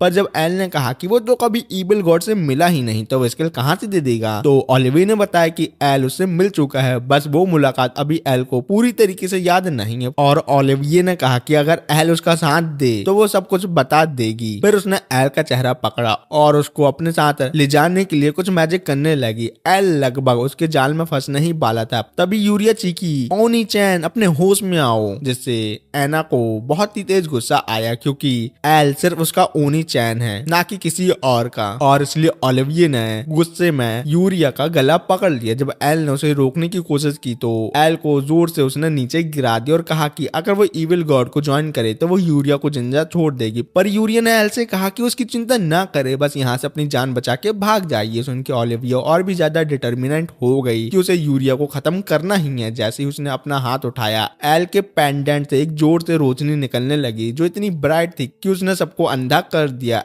अगले ही पल पूरा टाइम रुक गया और पूरी दुनिया ग्रे कलर की हो गई। तभी ऊपर से एक देवी आई और एल से माफी मांगती हुए अपना परिचय दिया। उसने बताया कि वो गुड गॉड है जो पिछले हजारों सालों से इविल गॉड की वजह से पावरलेस थी, पर एल के पेंडेंट की वजह से वो स्पेस टाइम को दोबारा जोड़ पाई और उसने टाइम को रोक दिया। पर ये फील्ड ज्यादा देर तक नहीं टिकने वाली। गॉड ने कहा कि वो एल के अंदर से इविल गॉड की पावर निकाल देगी और अपनी पावर उसमें डाल देगी। क्या मतलब गॉड ने एल को अपना पानी का टंकी समझ रखा है जो उससे पावर निकाल लो और वो वाली पावर डाल दो। लेकिन जैसे ही गुड गॉड ने ये कहा इविल गॉड ने गुड गॉड को मारने की कोशिश की। इसी वजह से गुड गॉड ने एल से अपना हाथ मांगा, शादी के लिए नहीं रे नल्ले लोग, पावर देने के लिए। और जैसे ही गुड गॉड को उसका हाथ मिला एक ब्लू लाइट चमकने लगी। अब नई एबिलिटी के साथ गॉडेस ने एल को बताया कि उसके लिए वक्त वो पीछे ले जा रही है ताकि वो यूरिया को बचा सके। गुड गॉड ने एल से इविल गॉड को हमेशा के लिए हराने की विनती की और जैसे ही टाइम दोबारा चलने लगा ओलिविया यूरिया को मारने वाली थी, पर एल ने तुरंत गुड गॉड पावर के साथ उसकी तरफ अटैक कर दिया। ये देख के ओलिविया शॉक हो गई और उसके आसपास लीफ उगने लगी। जब ओलिविया ने सोचा कि एल अभी भी एक नल्ला फार्मर है, तभी वाइन निकली और उन्होंने उसे पकड़ लिया और इसी मौके का फायदा उठा के एल ने यूरिया को बचा लिया। लेकिन फिर ओलिविया ने आसानी से उन वाइन को तोड़ दिया और अपनी नई पावर समन करने लगी। जैसे ही ओलिविया ने अपनी तलवार निकाली और सीधा एल की तरफ अटैक किया तो एल ने तुरंत एक वाइन बॉल समन की ताकि ओलिविया के अटैक को वो ब्लॉक कर सके। फिर वाइन ओलिविया के पैरों पर चढ़ने लगी, पर जैसे ही ओलिविया उन्हें काट रही थी वाइन और भी ज्यादा स्ट्रांग हो गई और ओलिविया को जमीन से उठाकर हवा में ले गए। वहां तभी डोमा आया और कसम खाई कि वो कभी यूरिया को चोट नहीं पहुंचने देगा। अभी तो वो खुद उसको मार रहा था, उसका क्या हुआ? और उसने एक पावरफुल ब्लास्ट से ओलिविया को दूर फेंका, पर जब धूल हटी तो ओलिविया बिना किसी खरोच के बाहर आई थी। उसने डोमा से कहा कि वो काफी वीक है और अगले सेकंड में उसने डोमा को दूर फेंक दिया। और जब ओलिविया ने डोमा को मारने के बारे में सोचा तब एल ने जोर से ओलिविया को ऐसा करने से रोक दिया और वो रुक भी गई। पर ओलिविया ने कहा कि अब वो इन लोगों से बोर हो चुकी है और उड़कर वहां से चली गई। जब एल ने उसे रुकने के लिए कहा तो ओलिविया ने सिर्फ इतना कहा कि अगली बार वो उससे अकेले में मिलना चाहती और फिर वो वहां से गायब हो गई। पर डोमा ने एल पर चिल्लाना शुरू कर दिया कि वो ओलिविया को कैसे जानता है, पर यूरिया ने उसे रोका और कहा कि एल ने उसकी जान बचाई है और तू तो मेरे को मार रहा था नल्ले। तभी डीमन राजा वहां आया और उसने बताया कि अगर एल नहीं होता तो वो अब तक मर चुके होते। फिर किंग ने एल से डोमा की बदतमीजी के लिए माफी मांगी, पर ये जानने की कोशिश की कि ओलिविया को वो कैसे जानता है। एल ने सोचा कि इस बारे में उन्हें कैसे समझाया जाए। फिर उसने बता दिया कि ओलिविया उसकी छोटी बहन है। फिर एल ने उन्हें अभी तक जो कुछ भी हुआ था उस बारे में बता दिया और जब उसकी कहानी खत्म हुई तो राजा ने वादा किया कि अगर उसे इविल गॉड के बारे में कुछ भी पता चलेगा तो वो एल को जरूर बताएगा। फिर वहां से चला गया। यूरिया ने एल को जोर से गले लगा लिया, पर डोमा इतने गुस्से में था कि वो पूरे देश को जला देना चाहता था सिर्फ इसलिए क्योंकि एल उसकी प्यारी यूरिया को अपने प्यार में गिराने की कोशिश कर रहा है। तब एल ने सोचा कि ये जितने भी मंद बुद्धि और पागल हैं ये सब मेरी किस्मत में ही क्यों आते हैं। पर उसे एक और चिंता सताने लगी, क्या वो अपनी बहन को बचा पाएगा या नहीं। जब वो अपने गांव वापस जा रहा था तब उसने सोचा कि वो कब इविल गॉड से मिला होगा। फिर उसे याद आया जब वो एक केव में अकेला था तब वो उससे मिला होगा और उसके साथ सिर्फ टेस्टा था। और तब एल को याद आया कि वहां एक ड्रैगन था जिसने उसे खा लिया था, तो शायद वही इविल गॉड हो सकता है। फिर एल को लगा कि मुझे तो कुछ याद नहीं है, शायद टेस्टा को उस दिन के बारे में कुछ याद होगा। जब एल अपने खेतों तक पहुंच गया तो उसने अपने बेस्ट फ्रेंड से ये बात की, पर जब उसने टेस्टा से पूछा क्या उसने भी ड्रैगन को देखा था तो टेस्टा ने बोला कि उसे उस बारे में कुछ भी याद नहीं है। उसे सिर्फ इतना याद है कि एल एकदम से बेहोश हो गया था और वो बाहर एल को लेकर आया था, तो एल को लगा कि सिर्फ वो ही उस डायमेंशन में गया था। फिर टेस्टा ने एल को कुछ टमाटर दिए और वो खाने के बाद एल ने टेस्टा से कहा कि कम से कम भाई कभी ना कभी मेरे से कैपिटल तो मिलने आ जाए कर, हर बार मुझे तेरे से यहाँ ही मिलने आना पड़ता है। पर टेस्टा ने मना कर दिया और कहने लगा कि वो अपने फिशरमैन ड्यूटी में बहुत बिजी रहता है। पर जैसे ही एल वहां से गया तब टेस्टा मन ही मन बोलने लगा, मैं फंसा हुआ हूँ यहाँ और इस जगह से कभी नहीं जा सकता। पर एल कई घंटों तक जंगल से गुजर रहा था, तभी एक फीमेल ऑर्क आई एल के साथ डाटा ट्रांसफर करने के लिए। तो एल ने इस बार ऑर्क से फाइट करने का मन बना लिया था, पर जैसे ही उसने ऑर्क को पंच मारा वो फिर से उठ गई और एल का पीछा करने लगी। और जब एल का चीरहरण होने वाला था तभी जाके जेक ने उसकी इज्जत लुटने से उसको फिर से बचा लिया। फिर टॉम ने कहा कि एल ह्यूमन लड़कियों के साथ साथ ऑर्क में भी काफी ज्यादा फेमस लगता है। पर लामिया ने कहा कि एल जो एक ड्रैगन को मार दे वो एक और को क्यों नहीं मार पाता। फिर वो सब गिल्ड आ गए और हेलन और रूरी को भी ये बात अजीब लगी कि एल का एक पंच खाने के बाद भी ऑर्क जिंदा कैसे था। फिर हेलन ने ऑर्क का स्टेटस देखा और उसने एल को बताया कि उसके सारे स्टैट्स काफी गिर चुके हैं। जब एल ने इसका रीजन देखने की कोशिश की तो उसे याद आया कि लवर ऑफ नेचर स्किल गायब हो चुका है। तभी उसे याद आया कि गॉडेस ने उसे अपनी पावर दी थी और इविल गॉड की पावर उसकी बॉडी से हटा दी थी, शायद ये उसी वजह से हुआ होगा। इसी बीच रीक फिर से आ गया। उसने एल को उसकी माँ का लेटर दिया। जब रूरी और हेलन ने वो लेटर पढ़ा तो उसमें लिखा था कि एल की माँ ये जानना चाहती है कि क्या ये दोनों बदसूरत बेकार लड़के उसके बेटे को डेट कर रही हैं और अगर उन्होंने एल पर हाथ भी लगाने की कोशिश की तो वो उन्हें जिंदा जला देगी। ये पढ़कर दोनों लड़कियां डर गईं। उन्होंने कहा कि वो जांच कर रही थी कि ओलिविया का रिकार्नेशन कैसे हुआ, लेकिन फिर उसने एल को लिखा कि वो उसे दिल से प्यार करते हैं। पर एल ने लेटर बंद कर दिया और आगे कुछ नहीं पढ़ा। लेकिन फिर तभी अंदर फैल आई और हंसी मजाक में वो बोलने लगी लगी कि काफी टाइम हो गया है, एल मेरे साथ घूमने नहीं गया। तो रूरी बोली कि वो पहले मेरे साथ जाएगा, तो हेलन बोलती है कि वो फिर मेरे साथ जाएगा। और इसी तरह एल अपने खेती किसानी करने लगा। और इस बार वो अकेला नहीं था, उसके साथ उसकी फ्रेंड विद बेनिफिट वाली लड़कियां भी थी। और ये सब ऑलिव ये दूर से देख रही थी, फिर वो गायब हो गए। और यहाँ ही ये एनिमे खत्म होता है और इसका कोई भी सीजन 2 नहीं है, तो मैं इसके और पार्ट नहीं बना सकता, सॉरी। तो चलो मिलते हैं किसी और वीडियो में, बाय बाय।